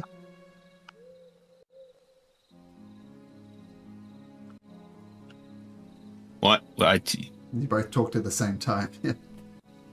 Tim, what were you suggesting? Well, yeah, I guess like Hill was doing, just do it the old-fashioned way. Just try and climb through. Using the immovable rod and the rope of climbing? Yeah, so some combination of, I guess, just kind of... I mean, do you guys have, like, regular rope? I'm assuming some of us might have rope. Mm-hmm. Yeah, I mean, tie off... We could tie everybody off. And we just slowly kind of click the rod in place, and... You know, it's kind of like how you climb a mountain. You just kind of clip on, you move, you clip on, you move. Mm-hmm. Yeah. Easy enough to do with a rope of climbing and an immovable rod, and you make steadily progress across. You each jump off one by one by one, and you find yourself where you started. It's weird.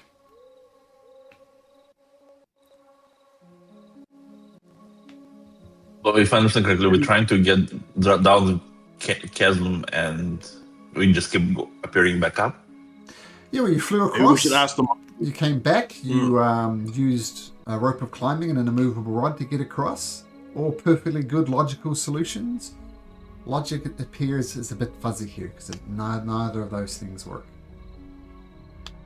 We asked the monkey what's going on. The big monkey back there. Well, put it this way: Monkeys. the monkeys never came this way. He wouldn't know. He said he can't travel beyond the forest. So we'll just say you realize he's not going to be helpful in this instance. I'll try the passage again, the phrase. Okay, you say the phrase. Nothing appears to change. Just as a reminder, that's the phrase. Yeah.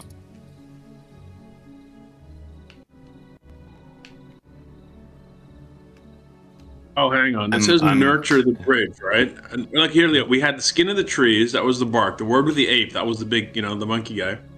And then nurture the bridge. So like this is the bridge, right? I guess this is the next thing. So maybe we should like water it or something, or give it some like, I don't know, what do you call it, poke on or something, like some plant food, or because it's all plants or. Or do you do that, Skim? Give it some Is water. it- is that- Bit? Yeah, I guess he'll sort of he'll give it he'll just pour out some water at like if there are any roots or anything like that, and see if it does anything. The very, very thin vines across the chasm turn into very, very thick vines, and they form a very rudimentary bridge, like one that probably wouldn't satisfy occupational safety and health, but would otherwise be a sensible enough way to get across the chasm. Skim has a big smile on his, and he looks to the group and he says, "Look at that! I can still cast magic after all." Here we go. All right, then you're all set. We got nothing to worry about. Let's go. Cross over the Yeah, bridge. this is totally safe. Yeah. Yeah, you appear on the other side of the bridge. Yep. Pinky, very careful. Pinky says, maybe all you go front. I might be a bit heavy for it, so I'll go last just in case. All right. And I think we just appear on the other side. Well, you walk, traverse the bridge, and you're on the other side now. Oh, Since okay. Like that. nurturing Yeah. the bridge works. Pinky, you're a little hesitant going across. A bit. He's the bigger guy, so he's worried that those thin vines might not hold him. Okay. Well, it does hold you, thankfully. And you cross over through the other side. Through the other side of the bridge. And you come across, once again, it appears to be a forest now. Just a normal forest. One that is not covered by, the canopy is gone. Well, just a normal canopy. So you can see the sky. You look up, and there's a nice, actually it's a nice blue sky, which you haven't seen for months now, ever since the Midnight Curse took hold. So nice blue sky. You look around, and you're in a forest. What do you want to do?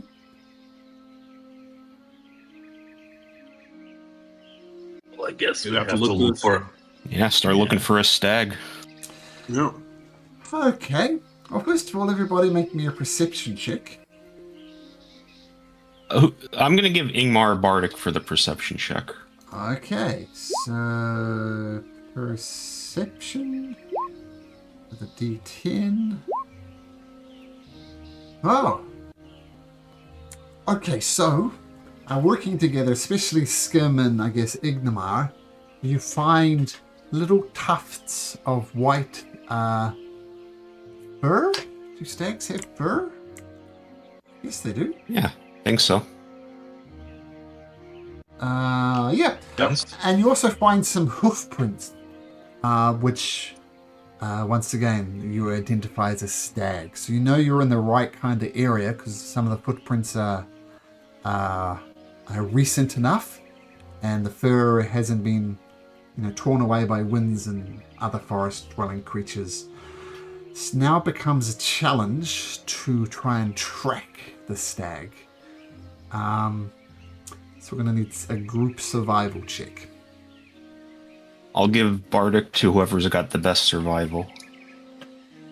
I think that's our cleric, actually, funnily enough. Probably. Yeah. Ignimar's got a +5.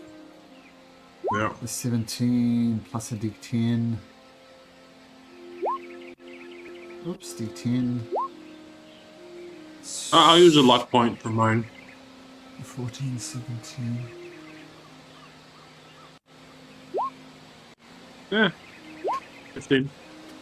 Takes you a couple of days, so any of those spell slots you used, feel free to consider yourself long rested again. And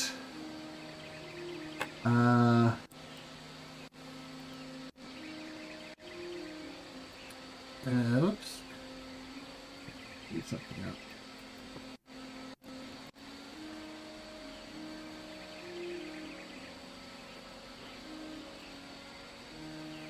So if you look at my camera for a second, you'll see my handsome face. And I turn this off. Look at that. I don't see your camera on. Oh, I didn't think turn your my camera is camera off. on. Oh, this whole Nice. time my camera's been off. Sorry. There we go. That is Oh, what lovely you place. see. You follow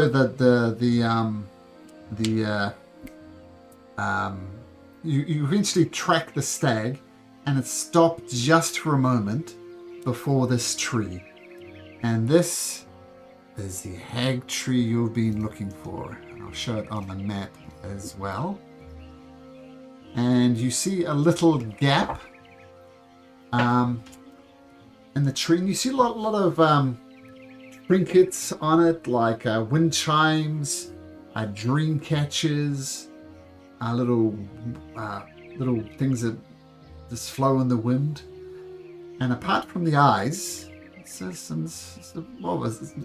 a bizarre tree.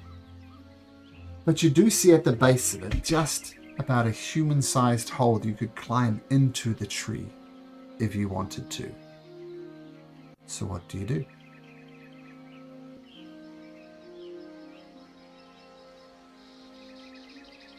Well, that's what we're here for, right? Because we have to go Yes, through. Yeah. Maybe ask permission or something. Because we have to give something up, right? There's a price to pay, as they say. Yeah. Imagine Let's not hit yeah. Thinking accident 3. Anybody home? No response?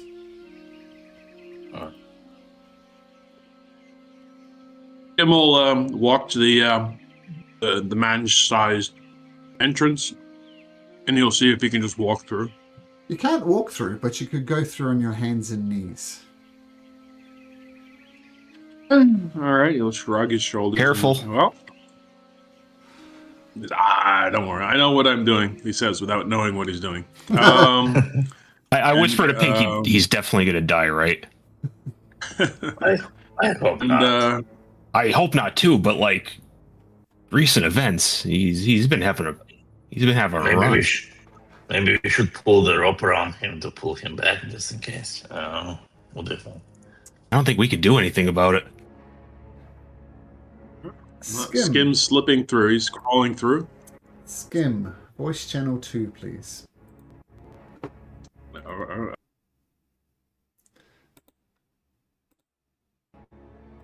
right. Okay, so Skim, you push through the tree, and you hear the sound of Hjoll and Ignamar predicting your death, but you push on. And after about a minute, which seems too long for the amount of the length you think you could have crawled in that time, but you hear voices. And I can't do this as a human, but imagine you hear 100 voices, and they're all saying the same thing, but everything kind of off by a millisecond here and there. So it's like voices upon loud voices upon loud voices. So imagine that, and imagine I'm talking like that. And you hear them all saying, "Oh, so you wish to traverse the tree, do you? You wish to go to the other side? Of course we can grant you passage. Yes, we can, but it will cost you something. We care not for gold. We care not for treasures. So you mortal, what can you offer?" Would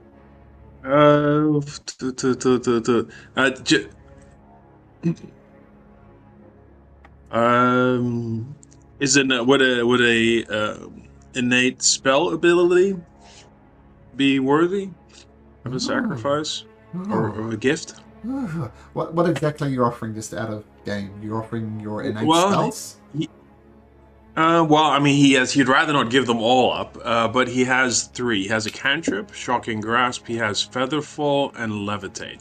Levitate, he'd be willing to let go of, let's say, Levitate and Shocking Grasp as a cantrip and a level 2 innate spell. But he'd rather hold on to Featherfall. That is an interesting deal. You give us all that Featherfall, You may. I says, well, thank you for being so generous. And he gives I don't know if he can, he gives a little bow with his head, and he will, I suppose, continue, or... Okay, so you continue and you pass through and you see, and once everybody's gone through the tree, I'll tell you what you see. Okay. So I'll just say out of game, those aren't lost forever. So maybe just leave them on your character sheet and know you can't cast them. But I'll also tell you they'll be gone for a while. Okay, fair enough. Okay, so let's go back to the channel. Actually, can you send Shoal or Pinky through? Can you pop over there and send one of the two through?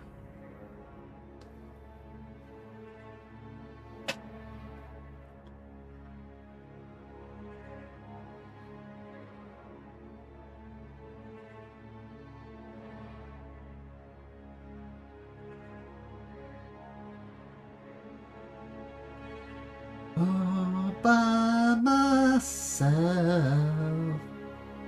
don't wanna be all by myself.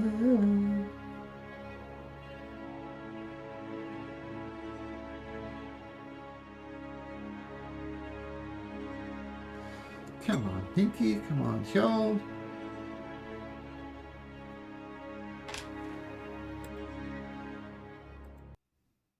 I'm feeling lonely over there, guys. Shoal or Pinky, you crawl through the tree. Oh yeah, I crawled through. Yeah. Okay, voice they're channel having a 2, discussion.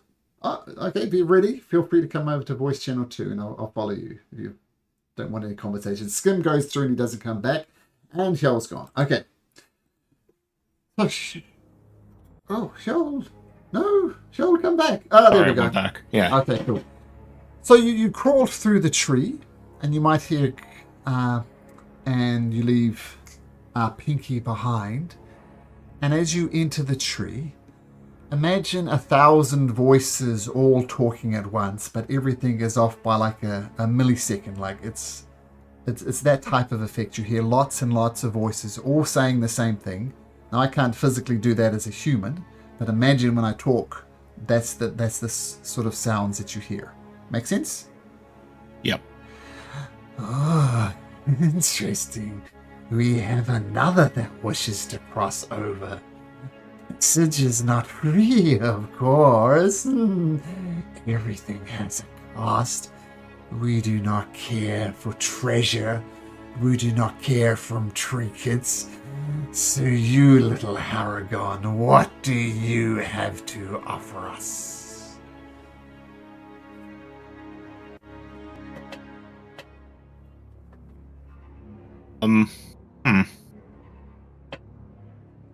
Do I have an indication on what they would be looking for specifically? No. I mean, they just said they don't want treasures, they don't want trinkets, they want something of you, if that makes sense. So something about Hjol, you want to sacrifice something about Hjol, and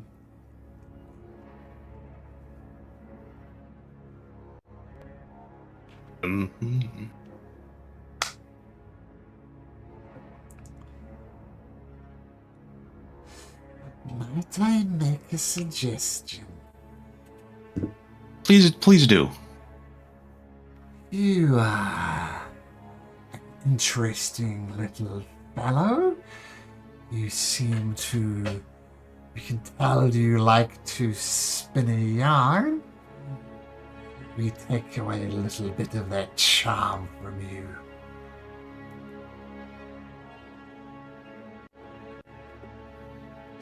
See, that is asking a little too much. You do mention that. Let me offer. Let me offer something I've used that I've used to bring joy to a pretty decent amount of people, which has brought me joy in return. listening? What if I can no longer... I'll offer up the ability to no longer be able to cast prestidigitation, which was kind of a pretty usual shtick with them from the Bard College. No. If you offer us something else on top of that, we might be listening.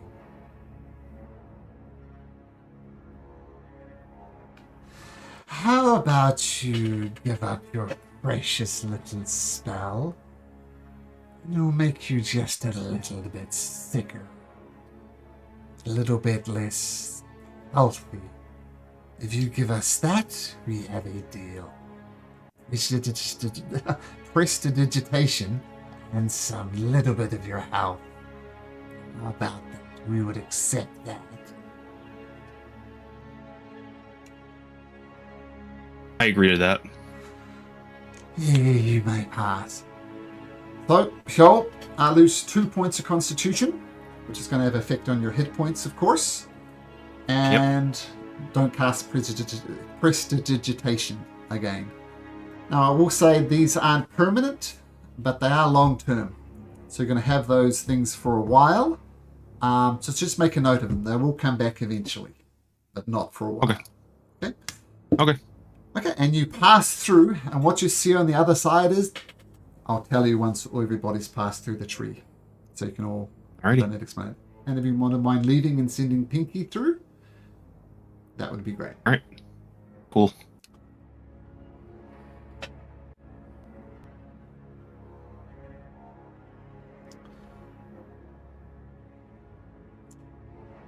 Pinky, Pinky, Pinky.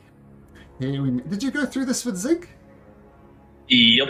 Ah. So once again, you hear the 1,000 voices laying on top of each other. And they ask you, once again, what would you sacrifice? They care not for trinkets or treasure. They want something of Pinky. So what would you like to offer, Pinky? Pinky is not happy about it, but he knows right now his friends is his joy, and he doesn't gonna give up that. But he thinks with heavy sigh, I love my drinking. I can give up my alcohol if you let me to pass. I don't know if it's enough for you or not. And he looks around. Oh, yes. Why don't we say, you can free drink as much alcohol as you want, but you'll instantly vomit it up the moment it touches your lips.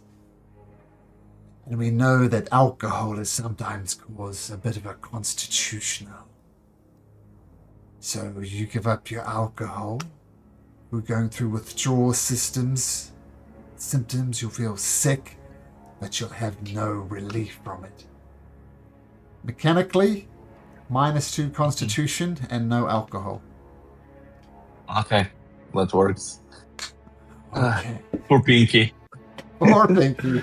Yeah, so I'll let you roleplay. Maybe you have a desire to drink, but you can't.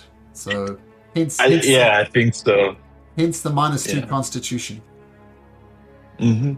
Okay, let's bounce All right. back to the other voice channel.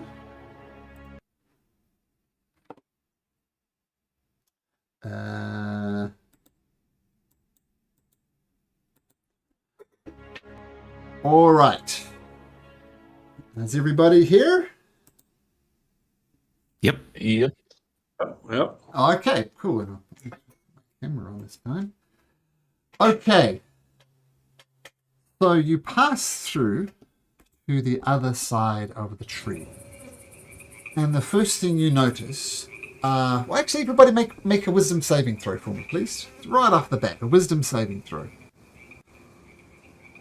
I'll use a luck point. Oh, I don't Is this need for to. Charm or Frighten? Neither. Pinky will use his thing to. Was going to use a luck point on that as well. Sure. Thank God. And so, As long as 20 saves, it's worth it. Pinky, what you going to do something with for your roll? Add 5? I no? posted the. Oh, no, sorry. that's Zig does +5. This one is just succeed.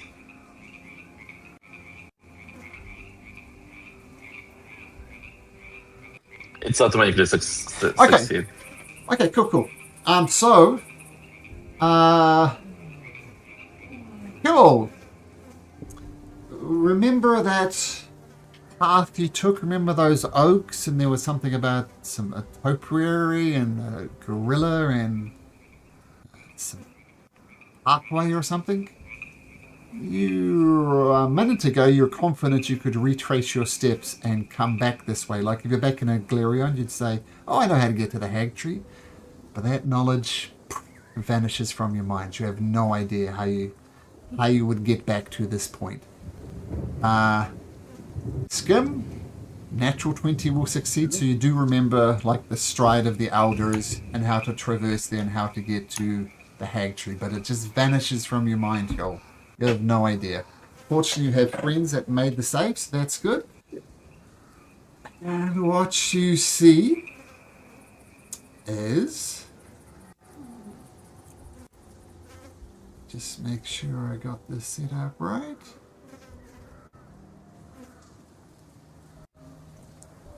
Oops, I don't.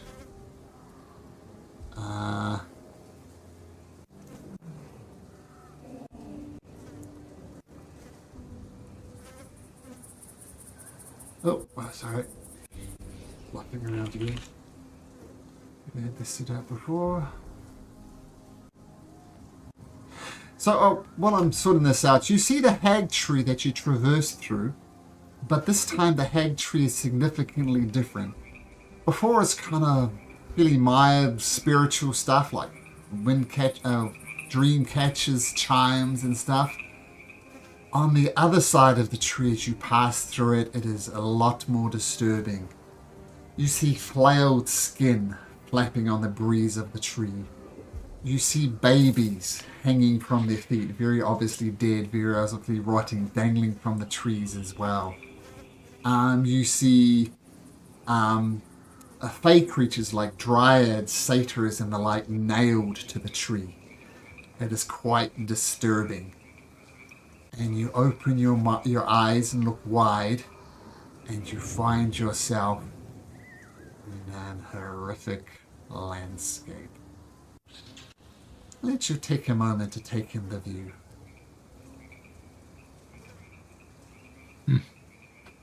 I'd always imagined the Fey realm to be a bit more, magical in a positive sense. This does not look any better than where we came from. Well, hell, No, not this so looks much. a bit worse. I think this is what it's going to turn into if we don't do something. Lake of Blood. Okay.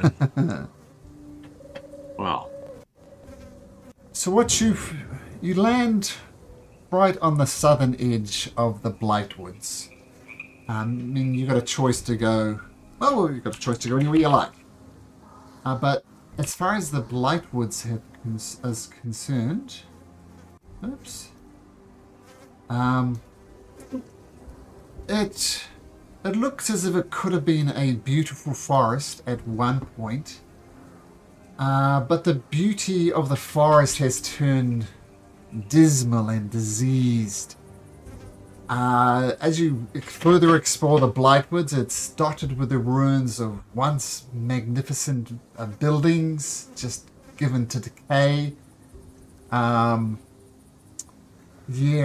the Blightwoods themselves appear diseased and tortured. All sorts of nastiness. It's a nasty, nasty forest. And as you wander through, everybody make a perception check. Based on sight? Yes, so disadvantage for you.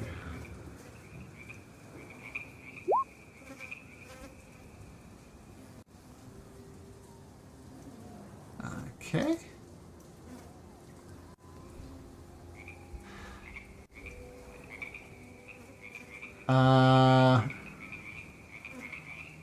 Pinky. just behind one of these bushes, you spot something that's watching you. What do you do? There's some very small creature spying on you from behind a tree. They're doing a good job. Is that far away from us or not too far? Maybe 50 feet? 50 feet?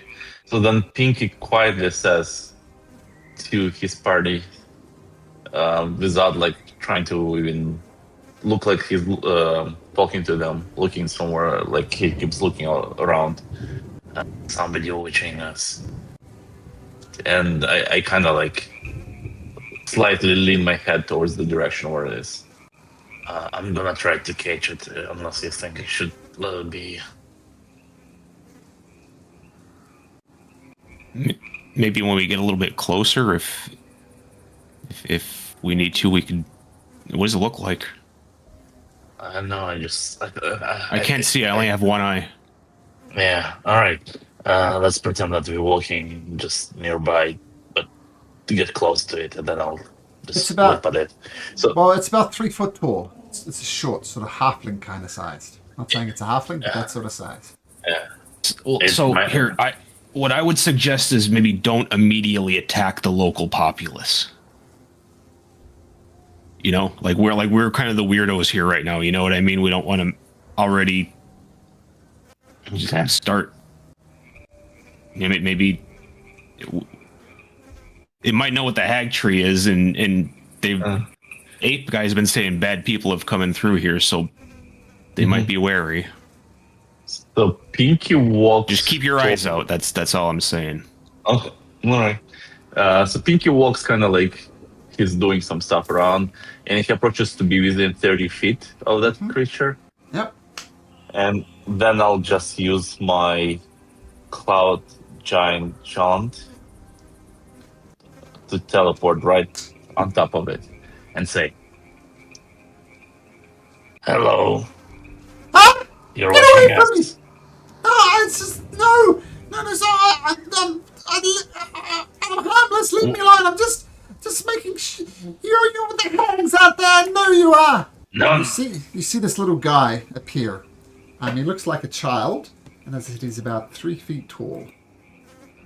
Let me go. You're with the hands. I know it. I know it. No. You're gonna make things ugly, aren't you? I know it. Just. We're not with hags. We actually want to get rid of them. What are you talking about? Nothing good comes from here. You can't be serious. This is the hags we're talking. Who are you? We are people. We're from Oathbreaker. They attack our city, so we're trying to get rid of them. Maybe they can tell you better. I kind of wave to Hill and Skim and Ignamore. What are you doing here? Don't. Well, we were led here by people who used to be here before. Who? And I think they left. Met with your king or something. Yeah, look, we talked to Green Fur and Frail, and they showed us how to get to the hag tree. Well, I don't know what that all means, but what are you doing here? Well, I heard this guy screaming, so he was right when he was saying we're trying to rid the world of the hags. We're not from this, kind of plane, and they're trying to take over our place, and we heard what they did here. Oh. So we came to try to do something about it. Well, you're the brightest ray of hope that this place has seen for some time. My name's Metiko. It's nice to meet some people who didn't instantly try and kill me. That's a nice change. Do you know where you are? We know we're in the Feywild. We have no idea where other than that. Well, well, this place was called Swigglegard, and it was a place of much joy. There was dancing, there was singing, there was a great feast to be had, much partying, much joy.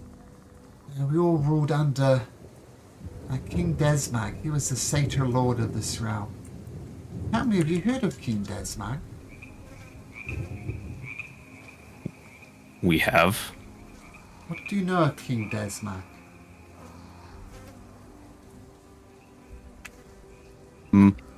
What did we? That's not Krasnar. No. But isn't wait? Well, or Daznag was the Fey King. That's right. Yeah. Yeah. That's what he made agreement we- with. And We know that he allegedly made a deal with the king of our place. Well, I guess that makes sense that kings would make deals, but King Desmag was always wanting to make deals and trick people and stuff, so I don't know, but he was always a bit of a jokester. So I can't comment on the deal, but I can tell you that King Desmag is dead. See, once I think King Desmag took it a little bit too far with the partying and the drinking. It was fun at first for a long time, but then it got a bit. I think the word used was debauchery. It just took things a little bit too far, and that's when the Matrons of Malice came. Have you heard of the Matrons of Malice? Those are the hags you're referring to? Yeah, they're horrible, horrible, horrible people. They killed King Desmag. They performed some ritualistic magic, I'm not sure. But they, in every sense, are the rulers of what used to be called Squigglegard, but now is officially called the Bleak Mire. And they went on a rampage. They killed King Desmag. They killed thousands and thousands of fey creatures. Just to the north of here is a place called a Lake of Blood. It's called the Lake of Blood because of the literally tens of thousands of fey creatures that were killed and thrown into the lake. So now it says only blood. There's a rotting mound that is a pile of the fey creatures as well. It was an absolute massacre. Everything that was beautiful, they turned ugly.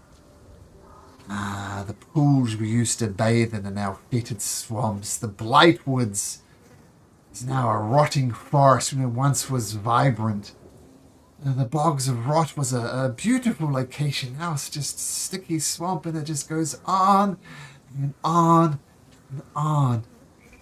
And everything that was beautiful is now ugly. Now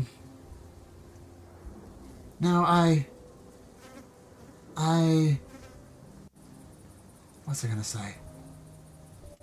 So that's where we're at. It's ugly. But the hags have seemingly not been in control as much as they wanted to be. Before they ruled with absolute cruelty. But since then, a group of, what would you describe them? Drow, I guess? Dark owls, but I've seen a few of them and they're ghastly. Some of them open their mouths and their mouths are full of tentacles. They have weird insectoid things grafted to their bodies. And they are vying for rulership of this realm as well. They call themselves House Astul. And they're vying for control of the realm.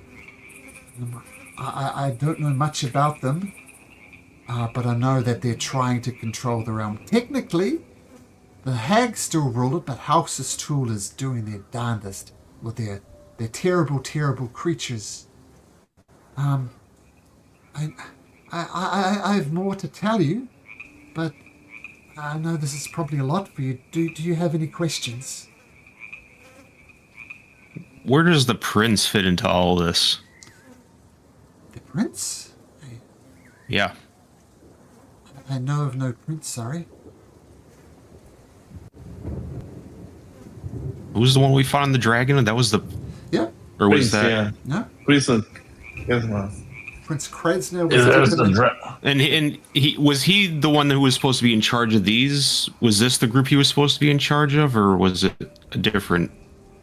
Because wasn't he like trying to do a resistance against the hags or something like that, or am I making that up? Nope. I don't know. Okay. Well, you know, House Astul, the Drow house, is trying to get control of the Bleakmire.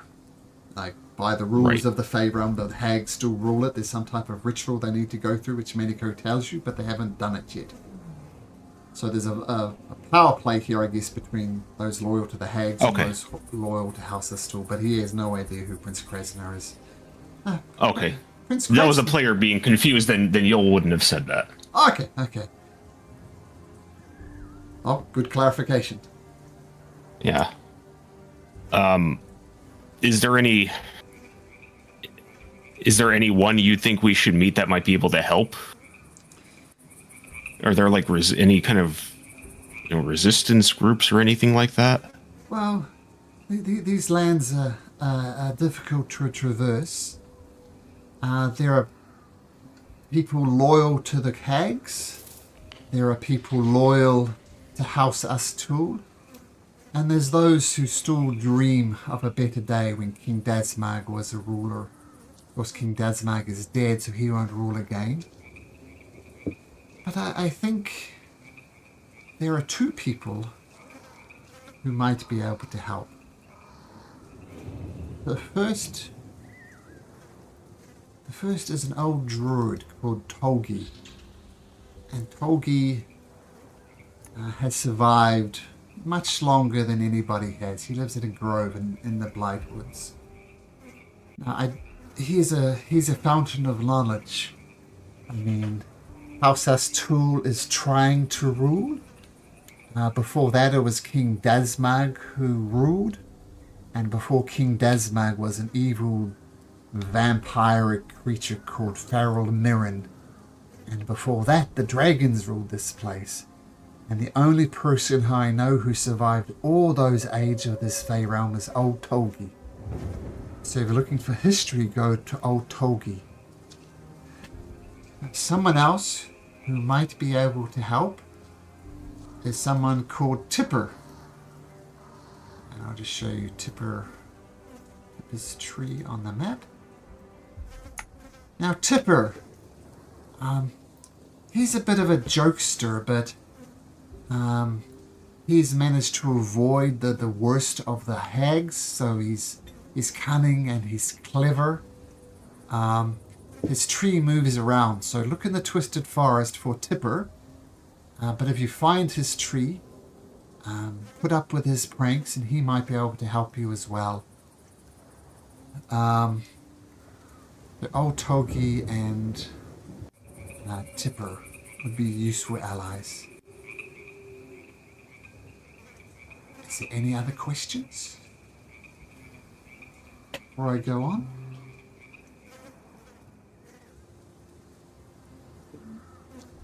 I got nothing right now. We probably need to know where the hags are. Oh, well, wouldn't we all? I've seen the hags moving around the Bleakmire. Basically, that they come to laugh at the beautiful things they've turned ugly. And there was 3 of them. One was called Blister, one was called Type, and one was called Splinter. There was 3 of them, and they took nothing more joyful than watching the suffering that they brought about. But then Hastul arrived, and I haven't seen Tyke and Splinter, and it's only Blister that's wandering the realms. Maybe they killed the other two. Oh, Would be nice. I highly doubt it. Well, they might have killed them, but during the war with King Dazmag, Blister, Tyke, and Splinter, they were all slain, all three of them. But each time, they came back a day or so later, and they cackled and laughed and complained, and boasted that they are practically immortal, and said, "Strike us down and we will rise again." So there. Where is House S still located? Do they have like a base camp or city or? They from what I heard, they inhabit they're most concentrated in and around the chasm, in and around this area, and I daren't go there, so I can't tell you what it is, but I can tell you they've kind of taken what the hags did and turned it up a notch. Because the landscape has changed there. It's changed to something like flesh is the best way I can describe it, because it's covered in scabs and infections and pus and bleeding wounds. They turned the land into flesh. I know those. That doesn't make sense, but that's what they're doing. I'm not sure for what purpose. Maybe it's a play to take over the bleak mire, but yeah, nasty stuff. Okay. And here in the Blight Woods, is there any creatures or people of importance still remaining here in the old court? Well, I'll tell you what I know. Just to the north of here. Oops. I mean, I'm an expert in the Blightwoods. I don't know much about other areas. But there's the Amphitheatre of Horror. That's not what we used to call it, of course. That's where we used to watch the plays. No. But, as I said, I haven't dared to go there. There's the... What happened? Well... Why is it called now Amphitheatre of Horror? Well, before... The hags happened. The hags happened, that's right. You got to keep in remembering they turn beautiful things ugly. The amphitheatre, we laughed there. We laughed at comedies, we cried in tragedies, and we all had a good time. Wait, is that like a theater? Oh, I don't want to go there. Yes, this is exactly Pinky like has the theater. Pinky has a flashback. Don't like the One theater. was forced to see. You just haven't seen the right kind of plays. Oh, I know. I was watching that play for quite a while. No, you haven't seen the good ones though. That's true though. Good point, Pinky. One brief of sign of hope is the primal bloom, as it's called it. That seems unaffected by the hag's magic. It's still as beautiful as it ever was. There's the orchards, which bore beautiful fruit, most delicious fruit you've ever done. Now it's choked with vines. There was a beautiful multifaceted theatre called Visions of the Sun. I haven't visited there, so I'm not sure what's there. There is King Dazmag's court, where King Dazmag used to hold court, of course. Oh, and I forgot to mention the Snafflewoops. These creatures are most definitely loyal to the hags. Nasty little creatures. There's also King Dazmag.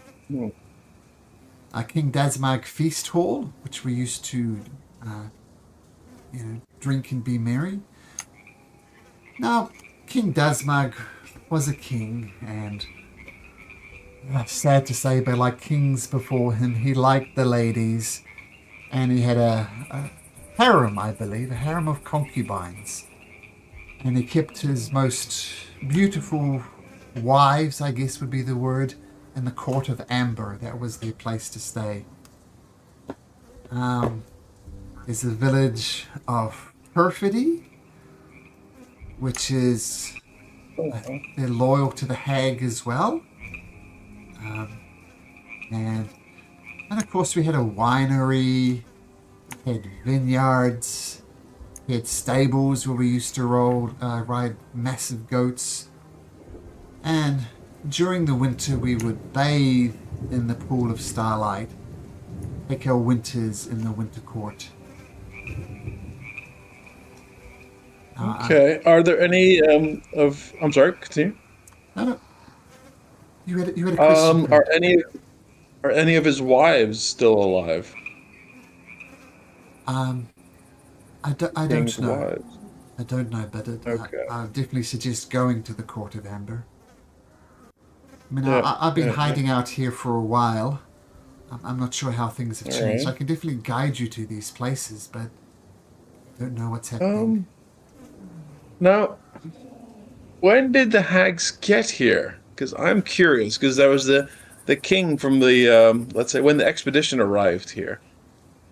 Had the hags already been here, or was it still under control of King Dasmag? Well, there was. Are you talking about King Waldron, right? There was an King Waldron expedition. Azanar, yeah. Yeah.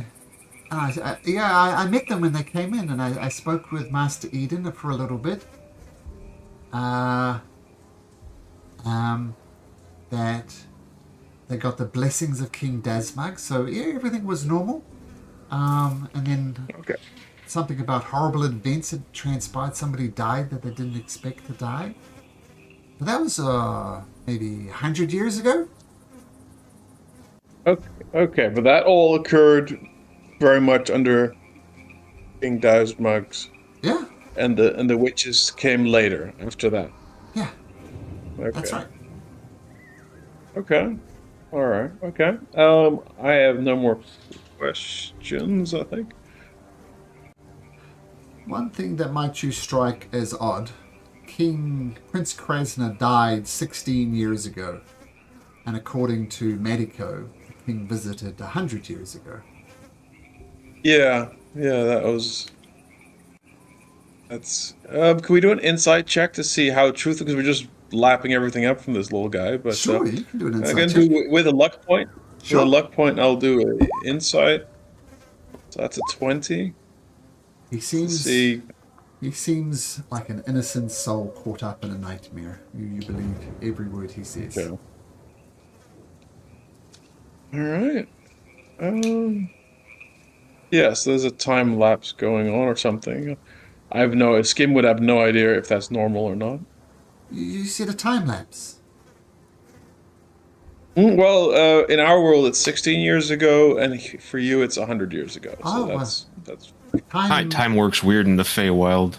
Yeah, exactly right. Sometimes it goes faster than where you come from. Sometimes it could go slower. You could stay for an hour and go back, and years might have passed. You can stay here an hour and go past, and no time at all has passed. Time is weird here. And I'm not saying, and it flows back and forth like the ocean. Sometimes it goes fast, sometimes it goes slow. okay. So what do you guys say? Should we first check out this Blight Woods? Because that seems like the least horrible area. Might pick up some allies or whatever. Yeah, I mean, the bunch of stuff on the way to check out. Might be worth Yeah. checking out we could hit the theater, the Bloom, and the Twiggy guy. Or Tolgi, Yeah. Toigi? Tolgi. So I Tolgi. said. Sure, that's right. Oh, one other thing. You guys have come, which is unusual. We don't get many people coming here. There was a king about 100 years ago. And there's also this nasty goblin called Frumbly Goldtooth, who's a very richly dressed goblin. And he arrived from the east, leading a miserable-looking unicorn on a chain through the tree, and then returned without the unicorn. And I'm not sure what happened to that unicorn, but Well, so we have good news and bad news for that. Let me give you the bad news first. Is we haven't encountered him himself, but we've been by his home. Apparently, yeah, he brought this creature back. It just so happens that he brought it to the man who used to be in charge of a town. Thankfully, we overthrew them, and my friend is now in charge of the town, so it's a much better place now. The unicorn was brought there and held captive. We've since he's being taken care of, but he's still trapped, and we haven't we at the time we didn't have a way to release him. But he's in a better position than he was, so he's safe. So you could at least know that. Yeah, but this guy doesn't know the unicorn. I think he does not. That doesn't seem that connected. But he came from the east. This goblin, you say? So that's interesting. I didn't know the unicorn, but I know the unicorns are pure creatures who just want to help people. Yeah. I'm Yeah, we sad tried to release it, but couldn't. Oh well, maybe given time, if your friend is clever, maybe they will find a way. But at least the unicorn is alive. That is some little joy that you've made me. Is this snaggly goblin fellow? Is he an ally of the hags? He's an ally of no one. He's a merchant. He Of would no sell to the hags. He would sell to the... Well, I imagine he would sell to anyone. The hags, House of Stool. Yeah. Okay. He travels around on a boat, but he's made some modifications to his land-based boat. Oh, in fact, look over there. Here it comes. And you see a boat. Actually, make a perception check, Skim. Alright.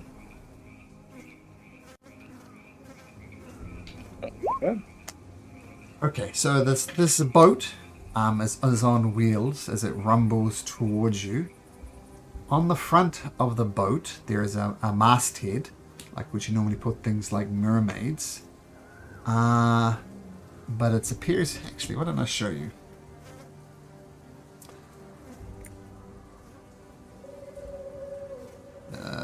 This one.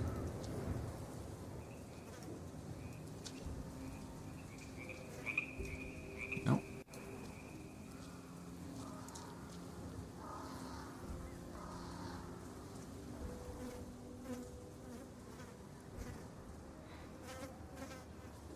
Oops.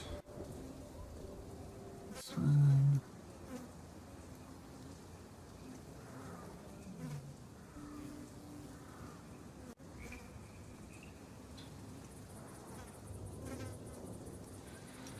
This is what it looks like. Whoops! You probably don't see anything because I've completely placed you on the wrong layer. Oh no, there we go. So this is what you see. Just we don't see anything. I see only my house bar and War Pinky, but I don't even see my token.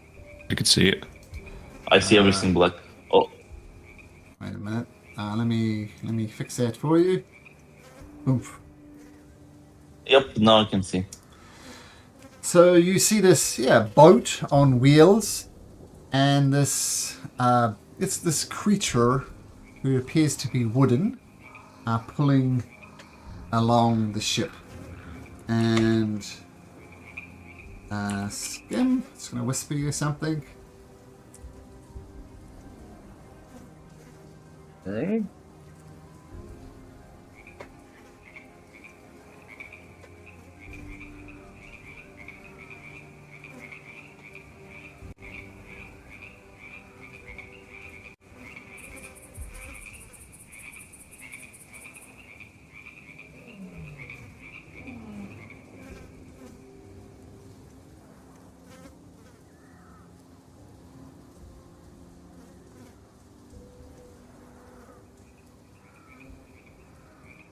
Got it, Skim?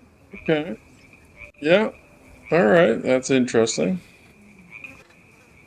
So here he comes, Family Goldtooth. as I said, he will sell to anybody, and I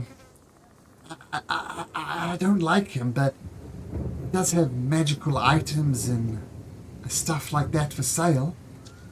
So I don't know what to tell you. He would sell anything to anybody, which is a bad thing, but a good thing as well if you're looking for something. So I simply don't know what to do. What do you guys? What do you want to do? I mean, Have a chat. there's no reason to be afraid of him, right? Like he's not gonna. Might ask I mean, him for, obviously he's got abilities, but he's not gonna just. He's not hostile, right? Yeah. Well, no. Businessman. He's a businessman. Exactly. He's a Right. businessman. He's slaver. Remember, he sold the Right. unicorn. Yeah. I mean, Maybe we we can don't get- have to go. You really want to give this guy my money? Yeah, but I'm saying we could try to get shackles out of him. So when we're back, we can free the unicorn. Yeah, let's just have a chat. Just an with idea. Paolo. All right, I'll let you talk. I might snap at him. Okay. I mean, I don't really have much to say to the guy personally. Well, I think it'd be useful. Oh. And who knows? Maybe we could borrow his little cart here. It's a useful way to get around the place. I don't think he's a taxi. Well, maybe he's. We have lots of gold. Maybe he'd be willing to work for it. But Skim would be interested in having a little chat with the fellow to see what's up. The cart pulls up beside you, and a goblin pokes his head over the side and says, "Aha! Customers! New customers! Fantastic! If you're looking for magical wares, come aboard!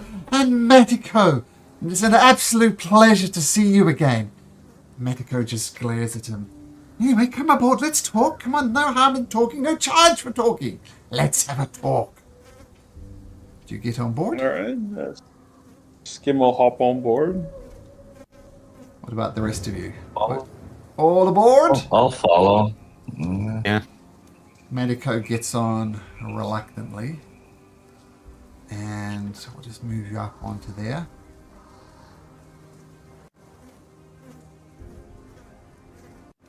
Alright, welcome aboard the Meridian. It's an absolute pleasure. I know most people here want to get down with the business, but I find it's much more interesting to have a good old conversation over a cup of tea. Here you go. You tell her you're a man of the cloth, and he hands Igdamar a cup of tea, and Skim and Medico and Hjol and Pinky, and he pours himself a cup of tea. And he says, "Cheers! Bottoms up," and he drinks his tea. Pinky, do you drink your tea? Seniors to tea. I don't usually drink this stuff. You spit it out immediately. It's got a little bit of whiskey in it. I don't know. I think he starts not just spitting it out. He starts like puking. And he visibly he usually is like grayish skin, but he turns greenish. Oh, I'm terribly sorry. Are you okay? This is not Are you trying to poison me? I'm sorry. I'm sorry. Oh, Look. I'm terribly sorry. Look. I don't know what. I usually add a bit of whiskey to my tea, but oh my goodness, this is not the first impression I was wanting to do. He pats you on the back. He's just a lightweight. It's fine. Oh, he's a lightweight. Oh, well, I'm sorry. I should have told you there was alcohol in it. what are you talking about? I drink whiskey without tea. I wish I had my bottle with me. Oh, I have some whiskey here if you'd like some. Sure. Can I pour you a shot? And look. Yeah. I'll pour out 3 shots, and look, I'll take one myself, and he knocks it back. Would any of you guys like a shot? I mean, Skim, Your name is Skim. Would you like a shot? I'll pass, thank you. We just had a bite to eat and to drink before you arrived. What about you, noble Harangon? I'm. You think Pinky's a lightweight? Look at me, man. I appreciate it, but no, thank you. On 1 to 10, Ignomar takes the drink. No, I'm sorry. My religion forbids me from imbibing. Well, that's unfortunate. I was hoping to prove that my intentions were not ill. But look, here's the 2 shots. You pick the one that you want. Can I do an insight check? Sure. Let's do it inside. Oh, well, 10. So You're not sure. good. Pinky takes both, and he takes both. Yeah, violently ill again. Oh my god! Oh, this. Ah. Pinky's really upset. He's like start punching the wall. Oh no! Don't damage the merchandise. I'm terribly sorry. Here, I'll tell you what. Look, He's upset. I don't want to give bad impressions here. And he dashes back to a room at the back, comes back with a small potion that looks suspiciously like a potion of healing. Look, as a sign of good faith, I'll give you this potion of healing for only 10 gold pieces, and that's cutting my own throat. Pinky says, "Okay, fine," and gives him. There's no alcohol in it, is there? Okay. And do you drink the potion of healing? Yeah. Yeah, you mechanically nothing happens, but thematically you just feel a lot better. All right. I'm terribly sorry about. Oh, I don't know. People have never complained about my tea before. So let's put down the alcohol. Let me go brew another batch of tea. I promise not to put any alcohol in it this time. Just my style, but who cares about style in this day and age? It comes back with a fresh pot of tea. Pinky, perhaps try this one.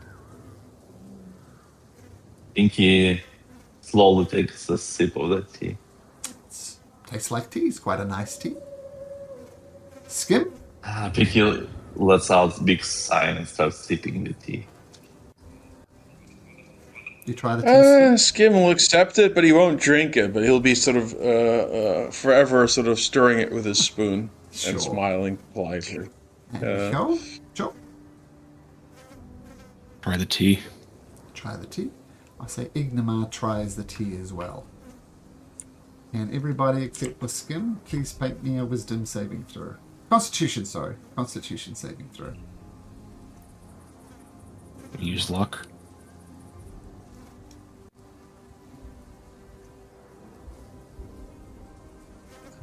Ignomar.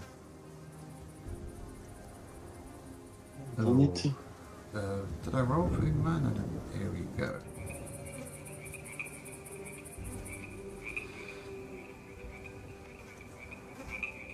Sure.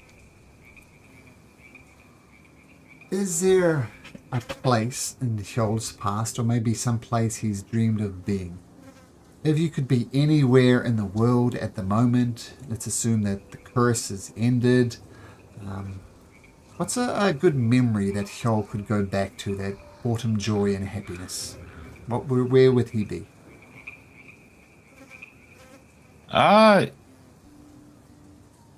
Probably at the theater watching some sort of comedy act.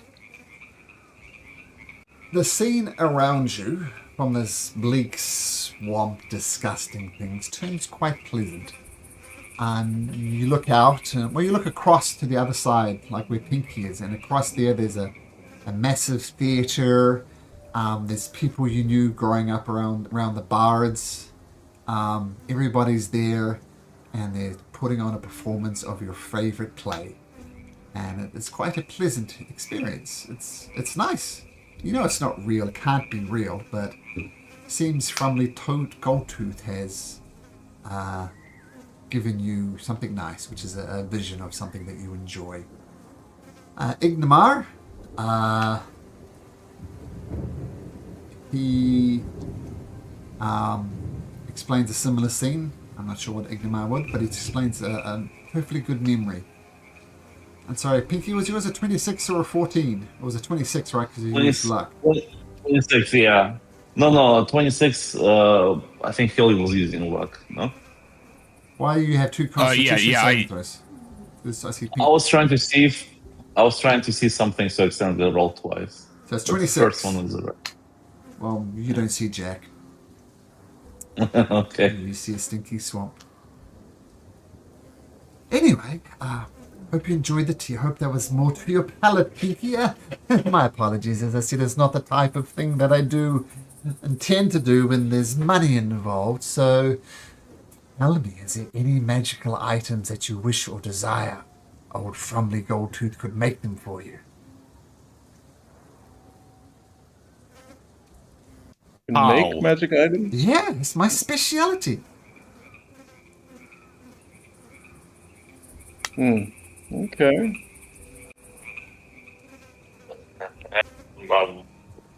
I'm going to insight that as Sure. well. Sure. Just curious. 22. Yeah, you believe him. He has the confidence. Alright. Okay. And look, when I say any magic item, I mean almost literally any magic item. Of course, the more powerful the item, the more gold it's going to cost you, but it can be done. Just recently, as a fact, I used to expend my own innate magical energy to cart this portable shop around. And it was quite taxing, and I'd be exhausted at the end of the day. But then I managed to trap something. I managed to trap something quite powerful. And now it provides propulsion for this ship. And I won't say what it was, but let's just say it looks a lot like that little thing on my bow. What is an ode to him? I'd put him up there. Yes. So, how did you manage to capture a genie?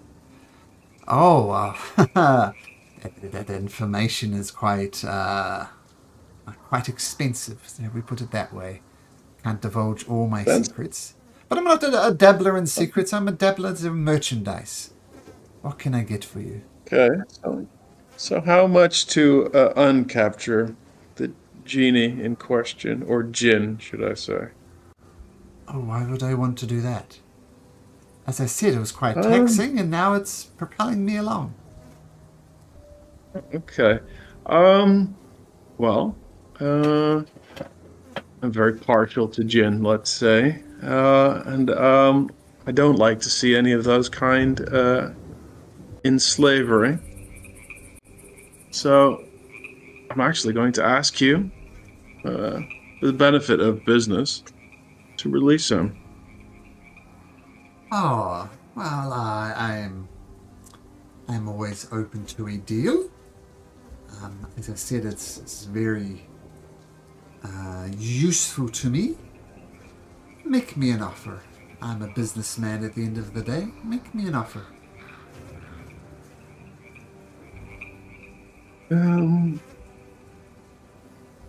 I don't know. What do we have in the party loot?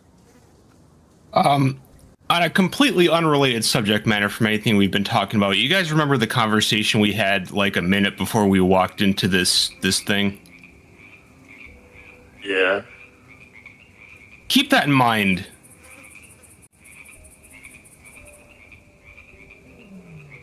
Could you refresh me then on the conversation? What? Yeah, that this guy's a fucking slaver and we're not giving him our money. Oh, okay, yeah. All right. I sold a unicorn. I mean, if you want to give him your personal funds, fine. We're not giving this guy party money. Okay. All right. That's fine. Well, then Skim will draw his blade and he'll say, well, it's a simple deal. You live. And the djinn goes free.